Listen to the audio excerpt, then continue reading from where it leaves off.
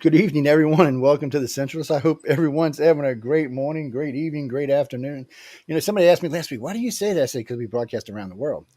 I said, it's not just in the States. I mean, we're in the States, but, right now, what is it? It's 10 o'clock on the East Coast. So everybody out there is having a good time, 10:09. So it's 10 to midnight when they're going to be partying with us. And I don't know, West Coast. I mean, it's only 8 o'clock. Well, it's not even that. It's 7 o'clock.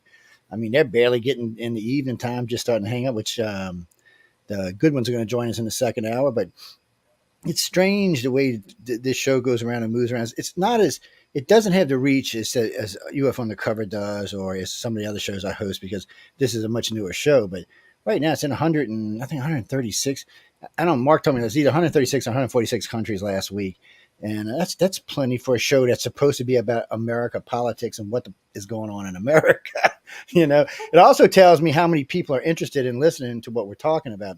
We cross a lot of topics. Sometimes we get off on tangents. Sometimes we just talk about whatever we're talking about. And sometimes we do serious news, and it just depends what's going on in the world.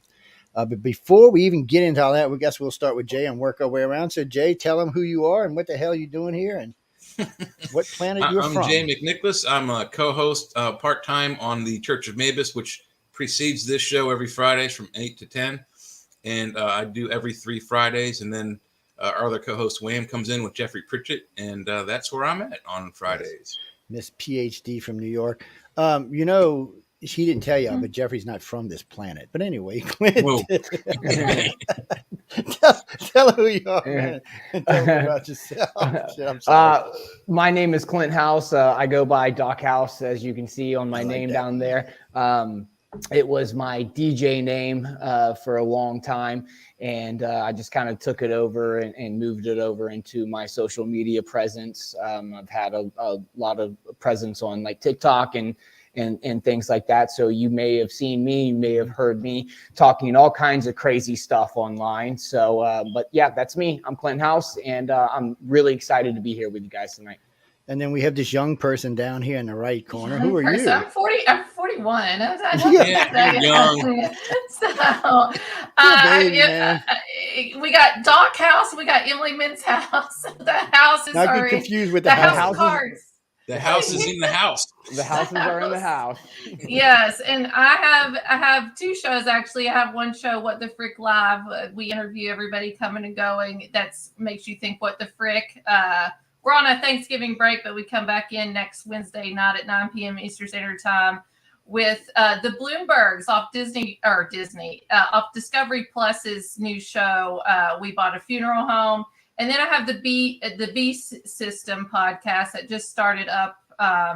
We have 4 episodes. It deals with mostly whistleblowers, and I call it the B System or the BS system, and that's the political part of What the Frick Live. But we're live every Wednesday and Friday night at 9 p.m. Eastern Standard Time. I think I've lost track of how many whistleblowers I've interviewed over the years. Oh, I have I mean, list. there's been a lot. I mean, both on both networks, on UFO Paranormal Radio and on United Public. There's been a lot, and a lot of different subjects, man. Off topic, but my co-host that used to host News on the Flip Side, we were listening to a news clip one night when these two lesbians came on, and they're talking about their son, who's going to be a girl, who's 2.5 years old, going to be 3. I'm like, whoa, wait a minute. I got confused for a minute. I'm like, did she just say 3? I said, how can he? So then they went to the district attorney because they were getting so much trouble in New York. And the DA said it was okay. Well, I lost my mind after that. Oh. So Stephanie gets on the thing. I get on the thing. We're calling the district attorney, the state district attorney in New York, going, I can't say the language I was using. What the frick? Yeah. And what the frick? And I'm like, what is going on here? And you could just tell this woman and the assistant, which this guy, were just confused. So I slowed down because I was a little, hostile. And I explained everything. And all you heard was, their words, what is going on down there? So I get about 3 weeks go by, I get a call. The 2 girls were arrested. The DA was suspended. Wow. They got him said it was child abuse. Because I was like, wait, okay, if it was, 10, 11, 12, once you're in puberty, all right, I'll give you some slack. But before puberty, I mean, come on. I used to steal my sister's Easy Bake Oven and go bake stuff in it all the time, man. I used to run her car through her Barbie dream house all the time. I mean, look, I hate to say, but I identify as a male, so just in case any of y'all confused out there. But it was just a strange boom. Well, real quick, Joe, thank you for mentioning that, because I have a guy coming on the B system in January. His name is Jeff Younger, and his wife is a pediatrician in the state of Texas. That they have a son that she is converting to female, and he's gone through the court system and everything. This is in the state of Texas. He spent almost $1 million on representation, and the court has been in favor of the pediatrician on this sex change. And the child, I think, is 10 or 11. He's just preteen, and he has fought tooth and nail, and he refuses to allow the boy to come to his house in the female name and everything that the mother's given him. And the mother is even advertising the child on social media and on her website for the pediatrician clinic. Well, what he needs to do is he needs to refile, because the age of consent in Texas is 17 for everything else. So, I mean, this is a major thing. I mean, if you can't drive or do this or do that or drink or any of these other things because you're not responsible enough or mature enough, what in the hell makes you think you're mature enough to decide you're going to change sexes at 10 years old? Really That's a little young to me. I don't have a problem with people changing them. The son is 8. I'm sorry. See, I just got issues with that all the way around. I have before anybody writes to me or writes anybody on the list, I don't have a problem with people getting sex changed. I am from New Orleans. I mean, that's just at least 18 people. Come on. Maybe 16 I'll go with. But I'd even say 21, because your brain isn't fully functional or really, formed an adult until at least 21 for females, and maybe later for males. 43 for males. So, I mean, how can you? Yeah. See, those kind of things make me hostile. I see what you did there, Emily. Okay. Yeah, no, I've actually heard about this story in Texas, where the parents are in the custody, basically a custody battle over, is this child going to transition? The father doesn't want this to happen. The mother does. And I honestly, I'm a father. I've got 2 young children right now, and my 6-year-old will sometimes think that he's a dinosaur. Do I want to go and transition him into a dinosaur? Just like kind of what you said, Joe, like you would take your sister's easy bake oven and go and cook with it and stuff. Like nobody would have thought back in that time frame that, oh no, Joe, maybe you are actually a little girl. So this whole mentality of transitioning kids at such a young age is just absolutely insane to me. Well, and then there's this other thing about all of a sudden we don't want to let them see professional help. Okay, look, I understand we don't want them to be talked out of whatever then, but when you're making a major change like this, I don't care who you are, 16, 18, 25, 35, you should be at least talking to the shrink before you make it, just to make sure that's where you want to go. Agreed. I'm not saying they need to try to talk you out of it. You just need to understand the consequences. There's no way a 10-year-old or 8-year-old understand the consequences of this. I mean, there's just no way. No. And then, moving into later parts of life, this kid's just going to have a hard time identifying any way it goes. I don't know, people. I'm just saying, let's let them get mature. What's the age of a tattoo? What's the age of a tattoo? 18. 18. Actually, I think it's 21 in a lot of states. Yeah, it's 18 in some states. It's 16, but I think for the most part it's 18 around the country. Well, down here, if the parent consent, you get it at 16. But any other it's parental consent at 16, but 18 to make the decision on your own. And if we're not going to allow people to vote until they're 18 years old, are we really going to allow children to change their sexual identity before that? That doesn't make any sense. It doesn't, and we should be standing up and saying, "What the hell?" Look at it across the country. Most things start at 18. 18 to vote, 18 to join the army, 18 to join or to enter into any kind of paper contract like buying a car, and then you can no longer in this country buy cigarettes until you're 21. You have to buy alcohol. You have to be 21. So, and to buy a handgun, you got to be 21. So, I mean, there's an age where it's out of the parents' hands, and I think, at least for sexual transition, it's 21. You have to at least let your brain develop to its full adult form before you make these changes. Because if you go through the entire physical transformation and get the sexual organs reorganized surgically, there's no reverse. You can't No, go, wait a there's minute. no going back. I want to There's go no back. going- yeah. This has been happening for a long time. I don't know if you all remember this, but I remember this with World War II. Joseph Patton, you know, his parents dressed him up as a girl for many, many years, up until his teenager years, even curled his hair and all that. So why are people so stuck on this gender crisis, or this it's happened for a very long time, but it's just been pushed. I think what's tolerated in one generation is accepted in another. So as these generations have come through, we've been more accepting. Well, obviously, there's no Z Jenners here. Go ahead. Yeah. Okay. So I feel like having especially in these ultra wealthy liberal urban centers, that having a transgender child is kind of like having a Versace bag for these people. You're right. Because it's become trendy.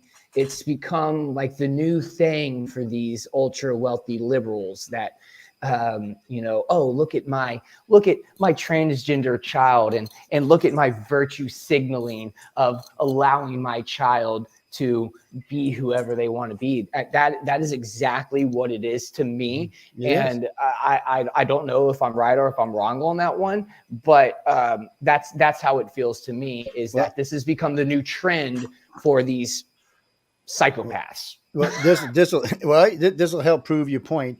Today they came out with a big study. They can't figure out why so many girls don't want to identify as girl anymore. They don't necessarily want to be gay. They just don't want to identify as girl. I said, well, y'all have made it popular to be everything but a girl. I'm like, what do you expect? Because, you know, I got taking women out of everything. You know, it's just got to the point that it's ridiculous. This shouldn't even be a comment. This is what happened in the last 8 years under Obama, that we ended up talking about bathrooms and sex changes for 4 years. Mm-hmm. And somehow or another, it's popped back again. What's and you know, I'm all for everybody do what you want. I mean, look, like I said, I live in New Orleans. You can't, if you walk down Bourbon Street, all I can tell you is you better not be faint of heart, or you know, because you're going to see things. Granted, male, female, you're just going to see things that you probably don't want to see, and you might not get out of your head, but you're going to see them. But you know, nobody really cares. Once you see them, you can't killing unsee people. Yeah, there's nobody beating everybody up. Everybody gets along fine. You know, and believe it or not, the transvestites downtown use the men's bathroom, not the women's bathroom. And, you know, so there's not even a big argument about that. They just go along. There's no big fights about it. But that's the society that's accepted what they are. And the people who live there don't care. As long as it's not interfering with the other people's lives in the quarter, they don't care. So, Emily, I kind of have a question for you. You know, as a woman, which is a human adult female, so I identify myself as that. Since you know, nobody wants to define it anymore. How do you really feel about the way that, you know, this new woke leftism is in a sense trying to take away what it really means to be female? I obviously, when it comes to women's sports, I'll tell you that because I played sports my whole life. Had an opportunity to play college ball. I did not basketball. When I say ball, I did not go that route. I went another route, but it is absolutely mind blowing. But it's not surprising in many ways, because how households have been over the last couple decades with working mothers. And I think it's just a division to split the family when it comes even more. But do the leftist ideas, these transgender men and identifying as women to participate in sports, that's where it's really hurt me. Mm-hmm. And you know, we've worked as women, we've worked so hard, because I have a little binder. I was ranked 6th in the state of Kentucky at 3-point shot percentage. I was varsity secret weapon in 7th grade. I started our varsity basketball team in 8th grade. My brother played college basketball. My ex-husband played college basketball. We are a sports family. And my goal in 7th grade was be the first woman to be in the NBA, because we didn't have a WNBA. We didn't have women's back then.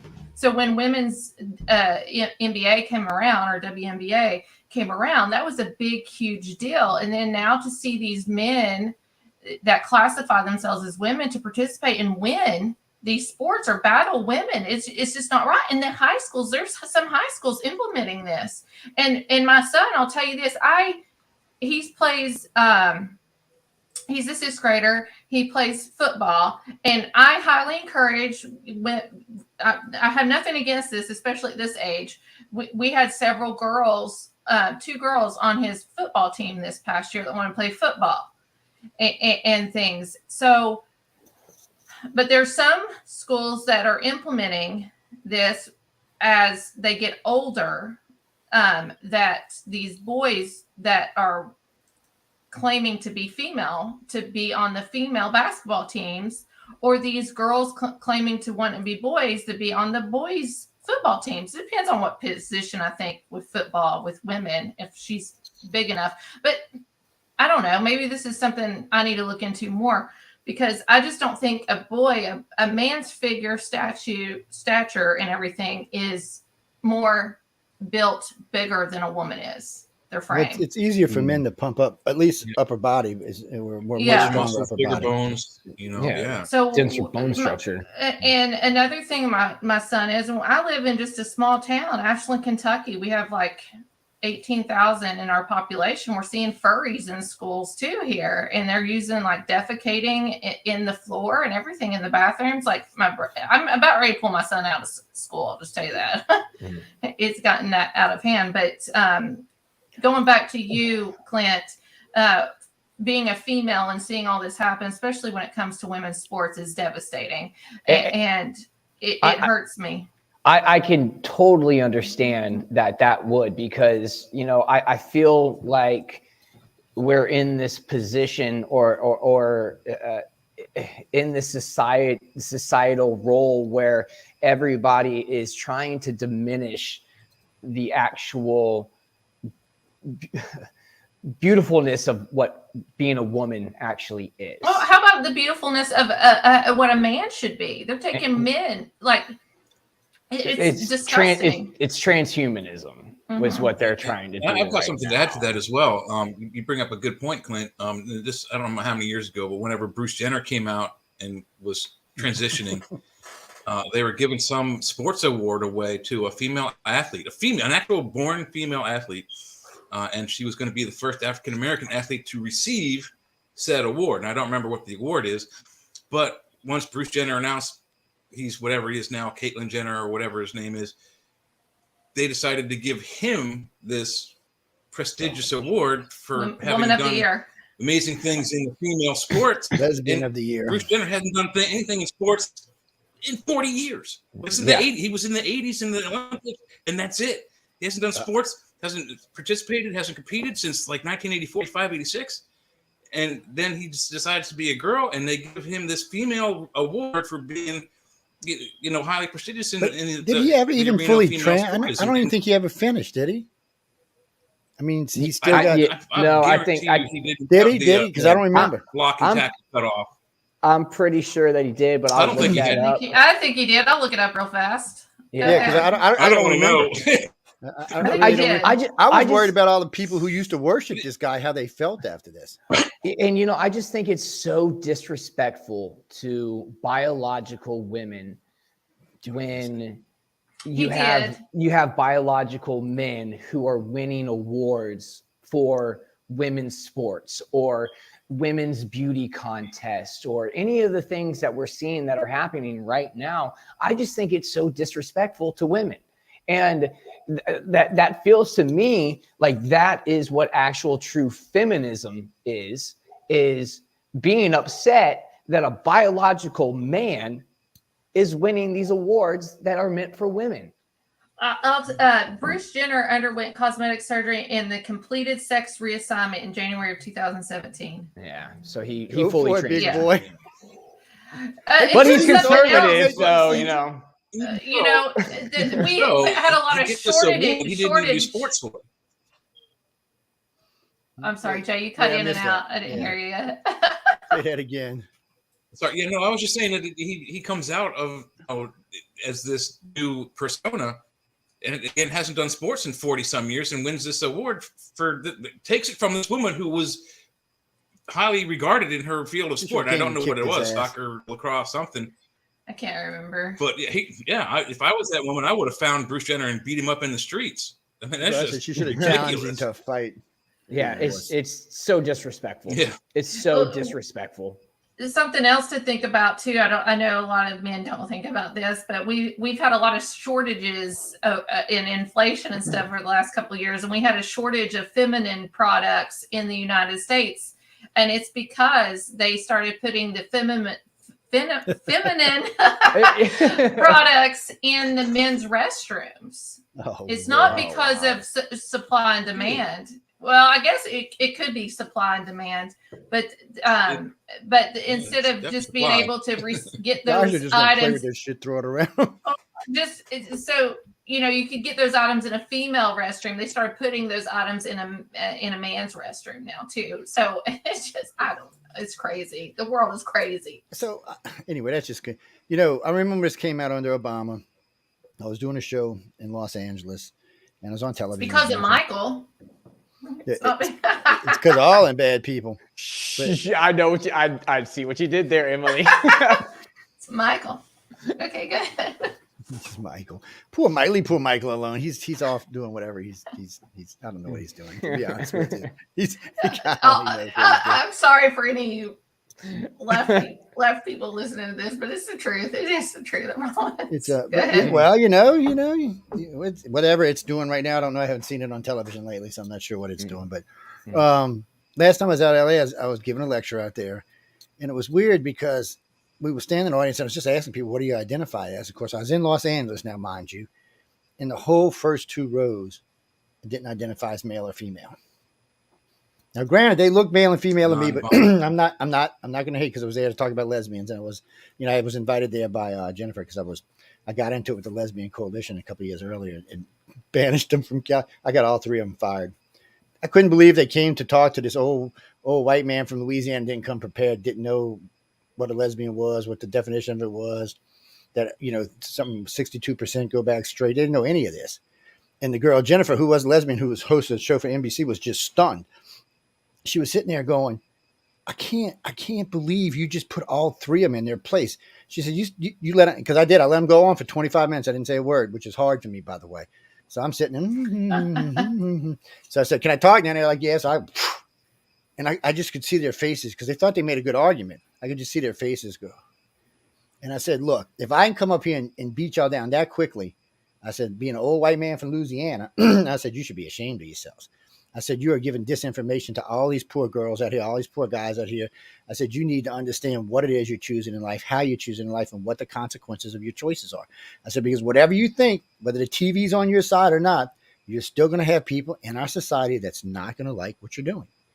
And you might as well get used to it now. I said, it's not going to change. I said, especially if you're outside of cities like Illinois, like Chicago or New Orleans or San Francisco or New York. Once you get outside those cities, it's a changed world. It's not what you think it is. CNN and NBC might get up there and tell you every day this is what it is, but it's not. Go visit Kentucky. Go visit Tennessee. Come down, visit Mississippi for a while. You're going to find out that's not quite what you thought it was. So I want people to be prepared. And I notice all these people are always talking about this, never prepare these people for what's coming next. Once they find out, once they come out of the closet, it's hard to deal with. I watch it down here all the time. And they're just not prepared for it. And I was talking with a group just recently about it. Jay, where are you located? Are you in New York or Pennsylvania? Oh, Pennsylvania. South. He's up in that Trader State, man. That's where he's at. What is? Yeah, he's in that Trader State, man. Krasner. Look, what? 67 counties, 12 voted blue. That's all it took. 67 counties. That's how much in the big cities here: Pittsburgh, Erie, Harrisburg, and Philadelphia. Those four cities decided who won. It wasn't me. I didn't vote for that thug. So y'all got lurch the sweatshirt guy is what I call him. So do you see a lot of this up where you're at, Jay? I'm assuming you do. There's in Waynesboro, not so much, but a couple minutes south of me is Hagerstown, Maryland, and there's a fairly wide gay community there. I don't see people bashing them or going down and trying to intentionally hurt them. There's tolerance, definitely, but people don't want to see it. The further away from, like Joe says, the further away from big cities you get, people they're not inundated with this. Unless they're watching those TV shows that are specifically targeting, they don't know about it. They don't care about it. They're not. If they find out you're gay, they're going to be like, whatever, and go on about their day. They could care less about it, but they don't. To them, it's not an issue, and it really shouldn't be. It's not an issue for me either. But we have a lot of things going bad in this whole planet, and everybody's like, oh, and LGBT gay, Q rights. I don't know what rights they've had stopped taken away from them. How much longer is that going to get too? By the way, it gets longer every time I turn around. Well, one of my Z-Gen friends, she's a good friend of mine, and she hosted with me, and she identified as non-binary, and I'm not even going to get into the rest of the letters behind it, but it used to crack me up. I said, wait, you're pregnant with a baby, and you're not identifying as a woman. I'm confused. And she said, well, what do you mean? I said, you're a good-looking woman. So you're not a woman? I said, well, what the hell are you? And she goes in. I said, well, what the hell is that? And she went into this. I said, well, okay, wait. I said, now stop now. That just means you're bisexual. So let's go back to the beginning. I said, that's all it means. She got mad at me, by the way, but it was the truth. I said, so we got 10 letters to say I'm bisexual now. So I'm even more confused than when we started out. Well, here's the thing is I remember many years ago when it was just LGB. Yep. Oh, yes. I remember that. And I was that guy that almost got in a fight with a bouncer at a club because he was discriminating against a friend of mine who was gay. And that was 12 years ago, 13 years ago. And I didn't care that my friend was gay. I have had lesbian friends. I've had gay friends my entire life. And I did not care. But then as soon as that T got added to it, everything went to shit. And I'm sorry to cuss. No, I'm sorry. It's all right. I You're shouldn't good. have it. S words are okay. F words, not so much. Okay. But that was when everything went downhill. And that was when we started seeing this like forceful agenda being put onto people. I mean, because like I said, LGB, I was cool.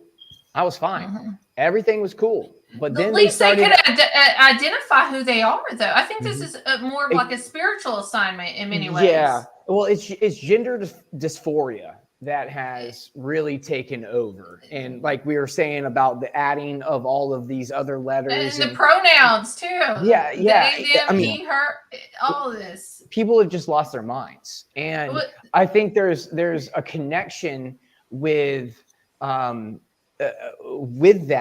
and the pharmaceutical companies who have been prescribing all of these just random medications to people that are turning people insane.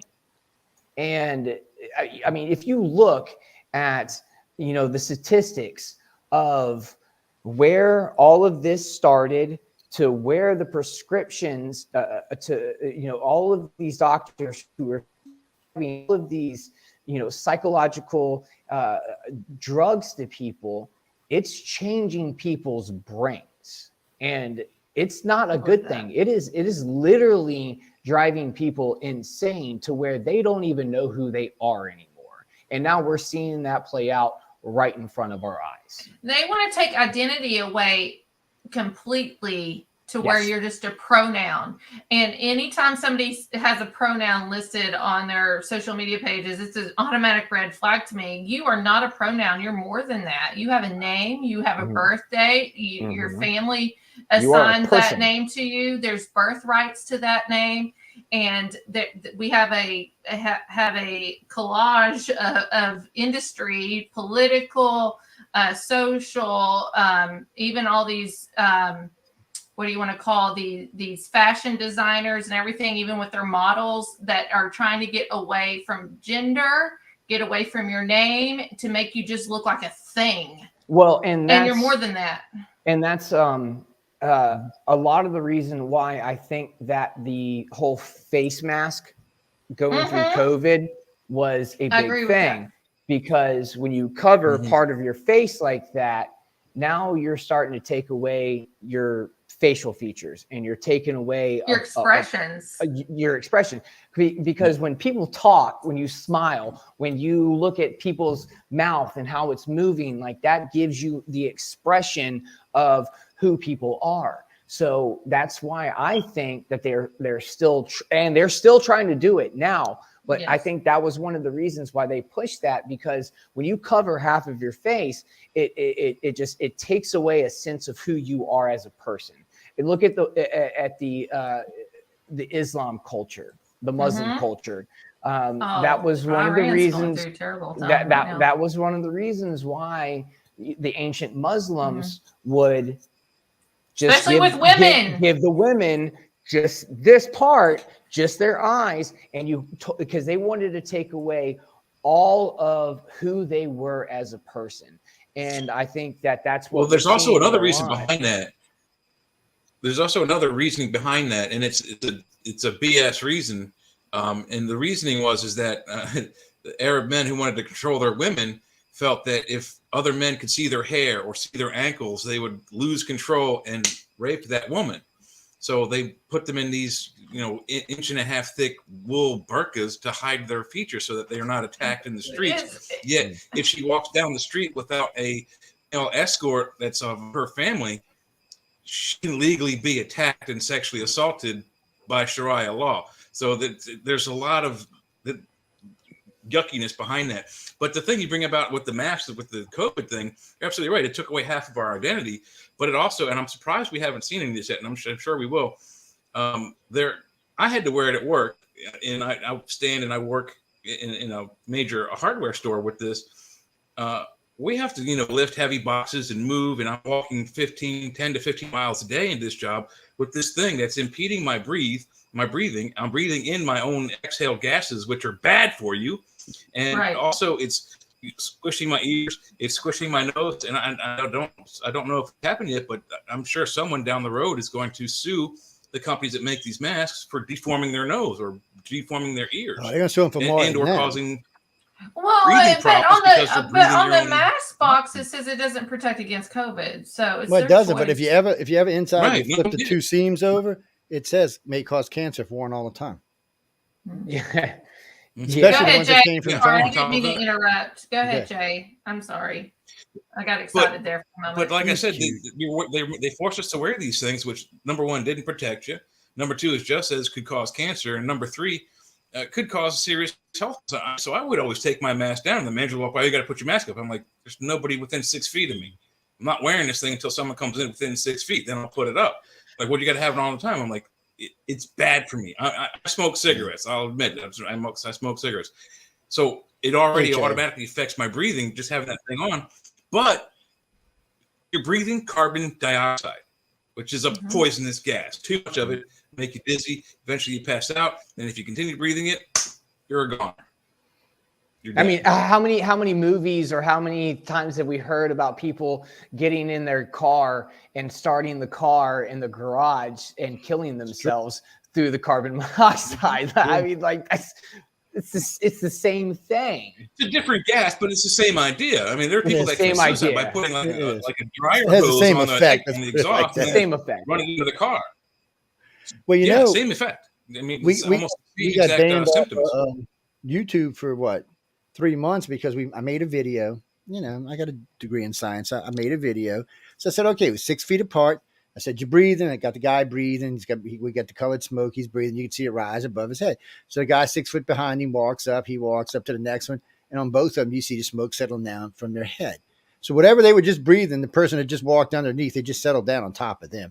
Mask or no mask, it's coming down the sides, around the ends. So it was smoke. When you took off the mask, you would notice there'd be color here and color here and color here where the smoke was getting through. So obviously the masks weren't doing crap. And then eventually the CDC admitted the masks weren't doing crap. But still, they wanted it. They try to get you. Now they're not going to get them. The country just pretty much is pissed off about it now. Well, one of my favorite things that I saw was during the winter of 2020. I saw this video where this couple was dancing on stage with each other, and they both had masks on, right? Well, He's it cutting was in and cold out. out where they were dancing. I just lose Whoop. it. We're losing you, Yeah. Doc. Okay. I thought I just lost everybody. I see the You're smoke. back, Doc. Can't. Am I back? Okay. But you could see the smoke coming through their masks. Yes. So even if you go outside when it's cold out, you can blow. It comes out everywhere. I just don't get it.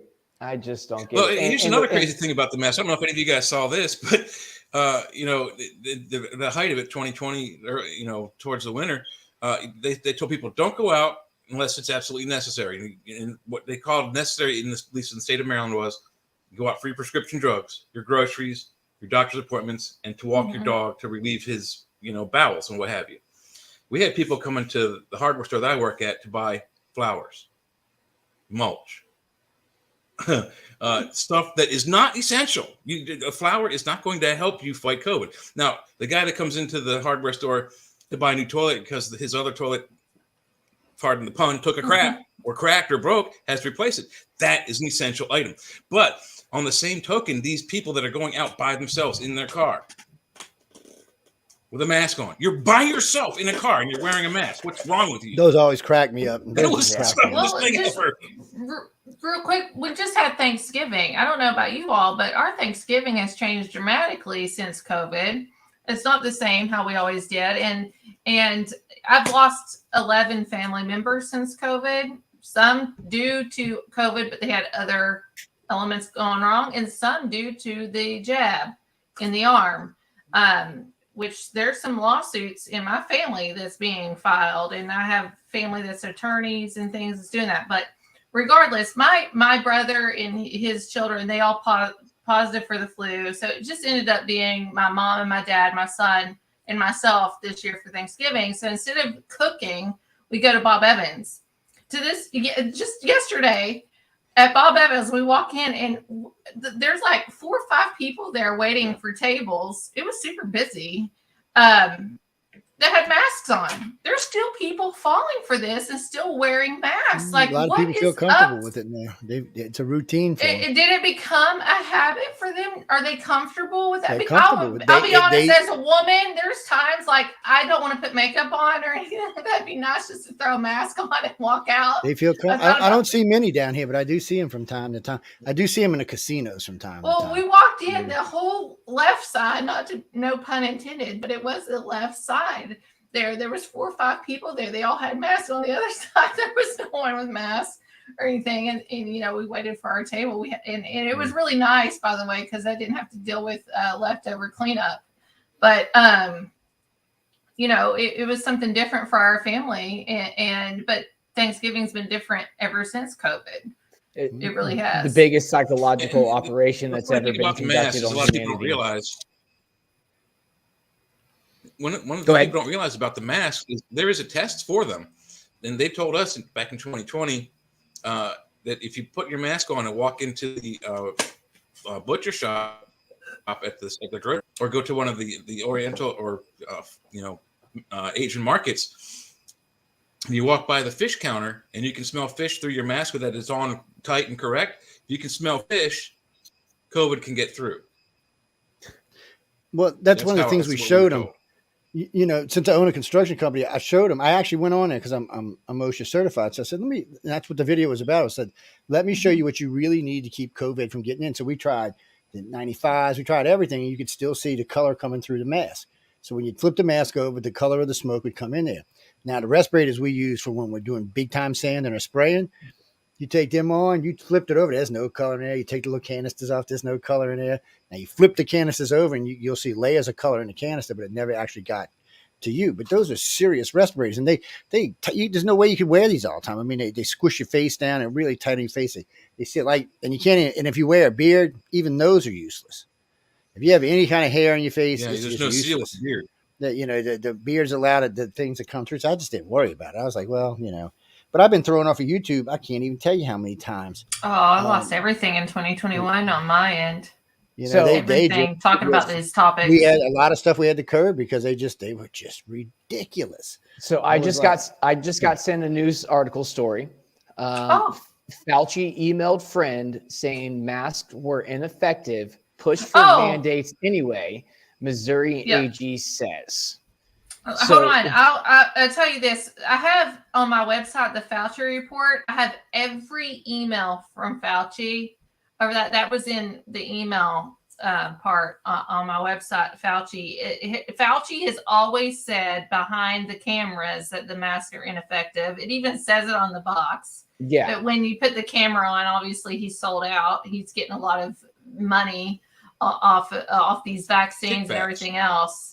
Kickbacks, of course. But I highly recommend everybody. You can probably find this more available now than just off of my website. Just look up the Fauci emails and go through it.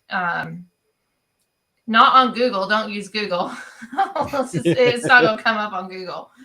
Use a different search engine or Telegram. I highly recommend Telegram, but you still got to be cautious of what you look at. But if it's a PDF, I have it on my Telegram where I downloaded everything off of the government pages on Fauci's emails.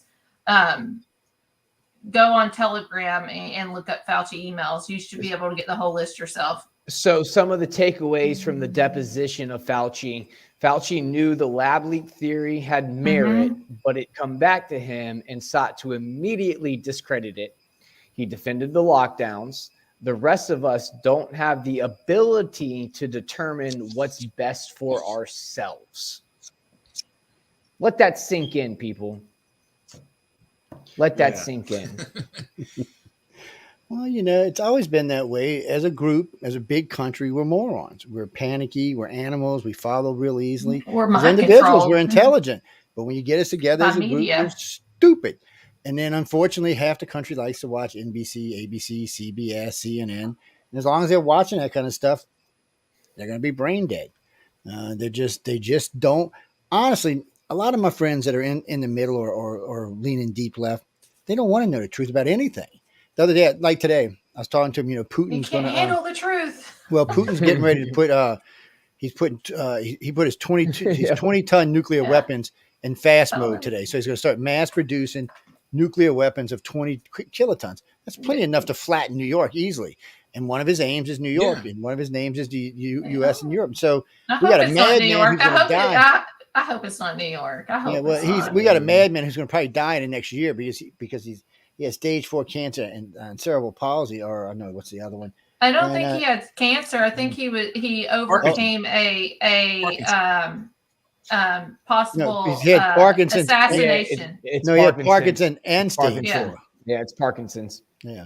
Well, he overcame a assassination attempt that dealt with his nervous system. But the doctors only gave him 2 to 3 years, and there's been a year and a half since they said that. So it was an assassination tip. He ate something or drank something that messed with his nervous system. They thought he was going to die. Yeah, but the doctor he seen for cancer was a Swedish doctor. It wasn't even a Russian doctor. That's how it got leaked initially. The first time he went, he's been in now. I think this is his 5th time recently. So the first time they actually flew him to Sweden, and this doctor seen him, and the doctor pretty much told him, you know, we can help keep you alive for another year or two, but you need to go ahead and make your things. And he said, there's something else going on. They flew him to another specialist in Russia. And actually, they flew the guy in from Cuba to look at this because actually Cuba's got better doctors than Russia does. Well, hold on. Because Cuba, Russia, North Korea, Iran are not part of the NWO. They are not linked to the central bank system. And that's why they're trying to make our minds brainwashed to be against these people. Yep. Against which people? Russia, Putin, North Korea. Yeah, it's the New World Order. Yeah. These are the 4 countries that are not part of the banking system, the New World Order. When we were going into Afghanistan all those years, they were not part of the New World Order until America got involved, and that was the Bush administration and everything in Afghanistan, in which we all know 9/11 was an inside job. And if you know anything about Operation Northwoods back in JFK days, with Cuba. They did that. 9/11. It's just a rerun. History repeats itself. They did a 9/11 for us to attack Afghanistan to finally get over them and overpower them to be part of the I know system. why they went to Afghanistan, and it had nothing to do with that. There was a piece of technology that we have been trying to get for almost 60 years. Daddy Bush wanted it. Baby Bush went and got it, but they couldn't get it. There's a piece that was What was that? Who? The Germans? The Germans actually had a part of it. I got a question because people don't know this. Do you know who was over security at the Twin Towers during 9/11? I stay 9/11 is boring to me. It was a Bush. It was a Bush. Melvin Bush. Bush, yeah. Yeah, or Marvin. Melvin or Marvin. The Bush brother that no one talks about. He was over security at the Twin Towers. But it wouldn't matter. For 3 years. Bushes couldn't have brought down the Twin Towers. It would have took having a bachelor's degree in science. Now, let me explain how physics really works. In order to bring those buildings down with even thermite, it would have took at least 4 years. There's no way you could have done it any faster than that. Plus, you would have had to get all the people out of the building all of the time because the shit stinks beyond belief. Man, it would make you pass out. It's had a high pollutant level.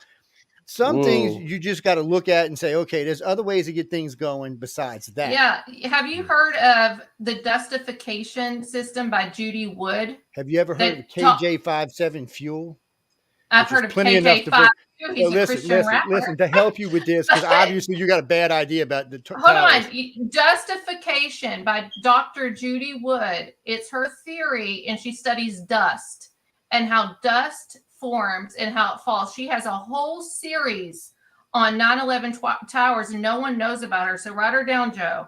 Judy Woods. I'm going to hopefully have her on my dustification of the World Trade Center complex. And she's been banned and censored on many programs.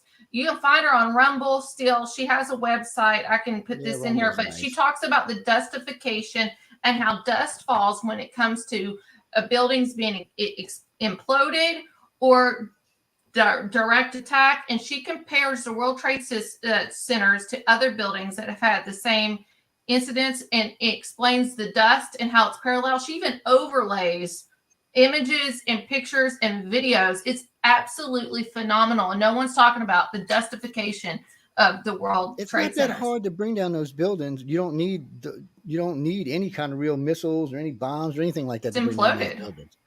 It's not that hard because everybody forgets all the buildings underneath are underconnected. There's big area completely. Yeah, they pancake there.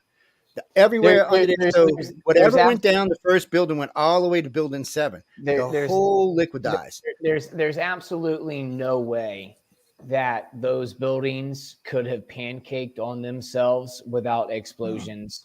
And you're going to see pieces in the dustification where these pieces. It wasn't all you got to do is melt the inner layers. I'll tell you. So, those buildings didn't pancake. Those buildings. I want to hear what Jay has to say. Yeah, come on. So, Jay lived closest to this than all of us. So go ahead, Jay. Yeah, and particularly when they hit the Pentagon, they hit the Navy side of the building. My dad was a Navy contractor, and so I tried to call up here to see if he was all right. Couldn't get through. But anyway, that's another story. So I went to an art school. One of my friends went to that same school. He is a certified architect. He knows how to build buildings. He knows how to destroy buildings. So what happened, what caused the pancaking is not the initial explosions and not any superfluous explosions that happened afterwards. Those planes had just taken off. All of their wings were full of very high explosive gasoline. Right.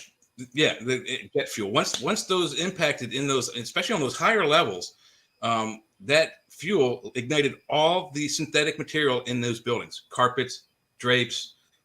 Any like the desks were made out of plastics, and the dividers in the divider rooms of desks were made out of plastics. All that heat eventually stresses the girders that they're built on. And buildings are actually designed, they're not solid. They're designed to do this. They have like a 3 to 4 foot sway because they're so, in order to stay stable, they have to be able to move with the wind.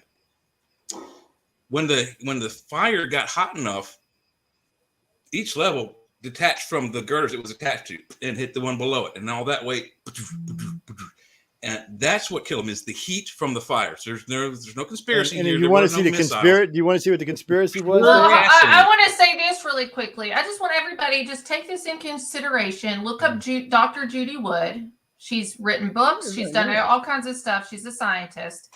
And Dustification. She shows videos of pieces off of the World Trade Center that would blow out and how it should have landed on the ground. And you will see these pieces absolutely evaporate in air to dust. Well, my cousin was actually there, and then my other cousin responders there, and we had first responders at the tower. My cousin was filming in Building 5 for a movie because he's a director, and then my other cousin is a trauma surgeon, ER doctor at the time. He was doing his residency at the hospital that they were bringing these bodies, and he was just tagging bodies. We didn't hear from Christopher for 2 days. Actually, he's changed and ended up being a psychologist.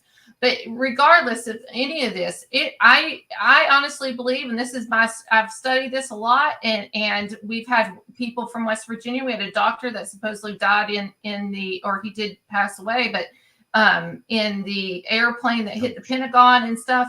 But it's an inside job, and it's crafted, and you would think that Bush was the direct Manchurian candidate for this, because no one would think Bush and his family would have anything to do with it. But Prescott Bush, I believe, also was part of the assassination of JFK. What you basically are saying is Bushes are brilliant, and in 8 months they were able to pull this off. That's a fantasy. No, it wasn't 8 months. That's a fantasy. No, it would have had to happen under Clinton. It could not have happened under Bush. How long do you know Prescott Bush? Do you know Samuel Bush? But I know you a couple of Bushes.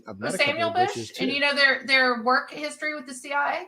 They work all they want with the CIA. It doesn't matter. You're not going to bring down a building in 7 months. It's not going to happen. Even a major company couldn't bring them buildings down in 7 months. It was happening way everybody before out of it. That's months. A physical impossibility. It was happening way before this was That's what I'm saying. So you blaming it on the Bushes when it had more to do with the Clintons. Clinton was in charge of this operation, not the Bushes. You're going in the wrong direction if you're looking at the Bushes. This was a Clinton-run and owned operation. He's the one that split up the CIA, all three of the organizations, remember? He's the one that split them up so they couldn't talk to each other anymore. That was a major part of the operation being successful. Well, when you can tell me about Prescott Bush and Samuel Bush, then I'll talk to you, Joe, more about this. I'm not worried about the Bushes. All I worry about is the science and what's real and what's not.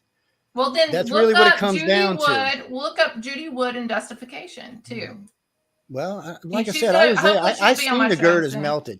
I know it brought those buildings down. I was physically there. And I also seen jet fuel in its forms when we burn it out in the fields. I know what it'll do. And what happened is all those, there was a garage that crossed through all of the buildings, right? Because the rail station ran through there and stopped at every building. When those fuels, when all those wings emptied in there, all of that fuel went down and out and around. It just sat there and burned for hours and hours on those steel girders until they just melted. Let me tell you this. And it's only, do this, Joe. People always said it's only 2,200 to make the girders. The Clintons might have set it up, but the Bushes fulfilled it. It was already in operation for Bushes. Baby Bush. Well, then Baby if you want to say it's already in operation, then you Daddy Bush might have known. Baby Bush didn't have a clue. No, Prescott Bush. It starts with Prescott. Go ahead. Can I say something? Anyway, real quick, because we got guests coming on in about 2 minutes. Okay, just give me a second here. Go ahead, baby. You got time. So there was something called the Project for a New American Century. Have you guys ever heard of that? Wait, say it again. For some reason, I only caught half of it. I didn't hear that. The Project for a New American Century. And it was a think tank group made up of some of the worst people that you guys could think of. And in it, it was a way to try to expand American influence across the world. And this was done in 1999. And one of the ways that they said that we could expand American influences was if there was another Pearl Harbor-like attack on American soil. And then 9/11 happened. A unifying device. Yeah, a unifying device. Yes. And that's what did it. And it doesn't matter what the specifics of what all of you guys are saying right now of how it happened or what took down the towers. The only thing that really matters is the outcome of it. That's We true. saw I agree with we you. saw the Patriot Act. We saw the largest expansion of the U.S. federal government with the Department of Homeland Security right after it. It doesn't matter what actually happened, who did it, or what. It doesn't matter. It doesn't matter. What matters is what happened. Well, there's significance, though. It doesn't matter. We immediately went to war with Afghanistan.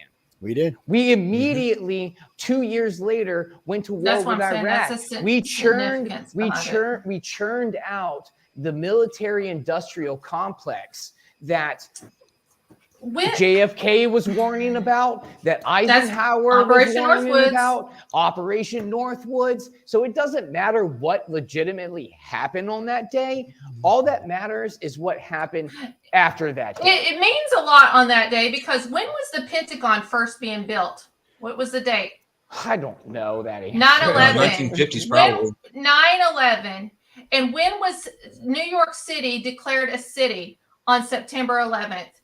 They slapped it in our face. It was an inside job that slapped it to our Americans because we don't know our history. Also, and it ended up being to declare war on Afghanistan and keep us over there, because what does these politicians like? They like war because they like to launder money. They like to do illegal gun trade. We're seeing it now. Our guns and weapons are from the Ukraine to the Ukraine are showing up in the Congo. There's a major war going over in the Congo, and nobody's talking about it anywhere, over the gold mines and stuff that we're filming.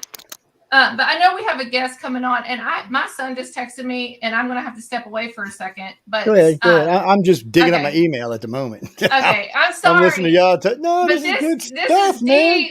This is deep. This is good stuff. What are you talking about? 9/11. I mean, it happened. I was 20 years old, so. And I had family involved up in there in some aspects. They weren't in danger by any means, but there's also another point that you forgot to mention, Emily. Okay. When you need help, what do you do? When you need help, what do you do? You call 911. I don't know. I call myself because I don't depend on people. Call 911 when you have a fire. 911. Oh, well, yeah, I guess. It's 911 once again. What the bleep is going on here? There's a lot of history. Everybody look up 9/11. Also, I want to put into aspects here. I don't like to, but Jonathan Cahn, the Harbinger 1 and 2 books, read those because that opens up a lot of bombshells in 9/11. People have to read now. You can't just, people become really super lazy when it comes to reading. And I say this from a mother that was a language arts teacher, and she shoved books down my throat, and I hated reading for a long time. But as I've gotten older, read some of these books that's come out about 9/11 and then take it all into consideration of what's going on. It was definitely an inside job that was planned for many, many years. The Clintons probably are behind it too, but it was the Bush administration that fulfilled that. But I'll be right back. Are any of you guys familiar with the $10 bill, $20 bill folding? Oh yeah, absolutely. It shows the Twin Towers getting, like on fire. It's the weirdest thing, and I don't believe that that's a coincidence. I believe that's synchronicity. Well, yeah, and absolutely, I believe that too. But when I brought up the project for a new American century, do you know who one of the leading people on that was? Yeah. Bill Kristol, who now Bill Kristol is doing the Lincoln Project. Not Billy Crystal, the actor. Some other Bill Kristol. No, Bill Kristol. Like you would know him if you took a look at and saw him. He's one of the leading members behind the Lincoln Project, which is like the biggest like anti-MAGA, conservative groups in America right now. Mm-hmm. So I get what Emily is saying as far as, some of the conspiracies that are around 9/11 are concerned. I just think that there's a much larger picture to look at. I don't think we need to really focus on how obviously I've got questions that surround Building 7. Like that building should have never come down at the rate of free fall. But the semantics that surround, what happened on 9/11, shouldn't really matter. What we should really look at. I got it, baby.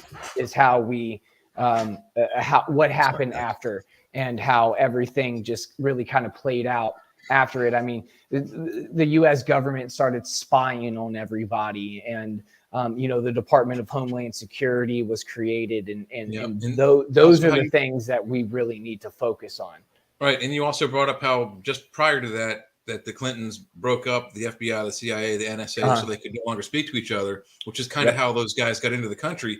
And immediately after, now they're able to talk to each other again, so they can share information now to protect from this kind of attack again. Yeah. So, I mean, like I said, we saw the largest expansion of the federal government in U.S. history after what happened on 9/11. So, that's what I think is the most important thing when it comes down to it, is what happened after, and what we've seen since that day, because that day changed the world.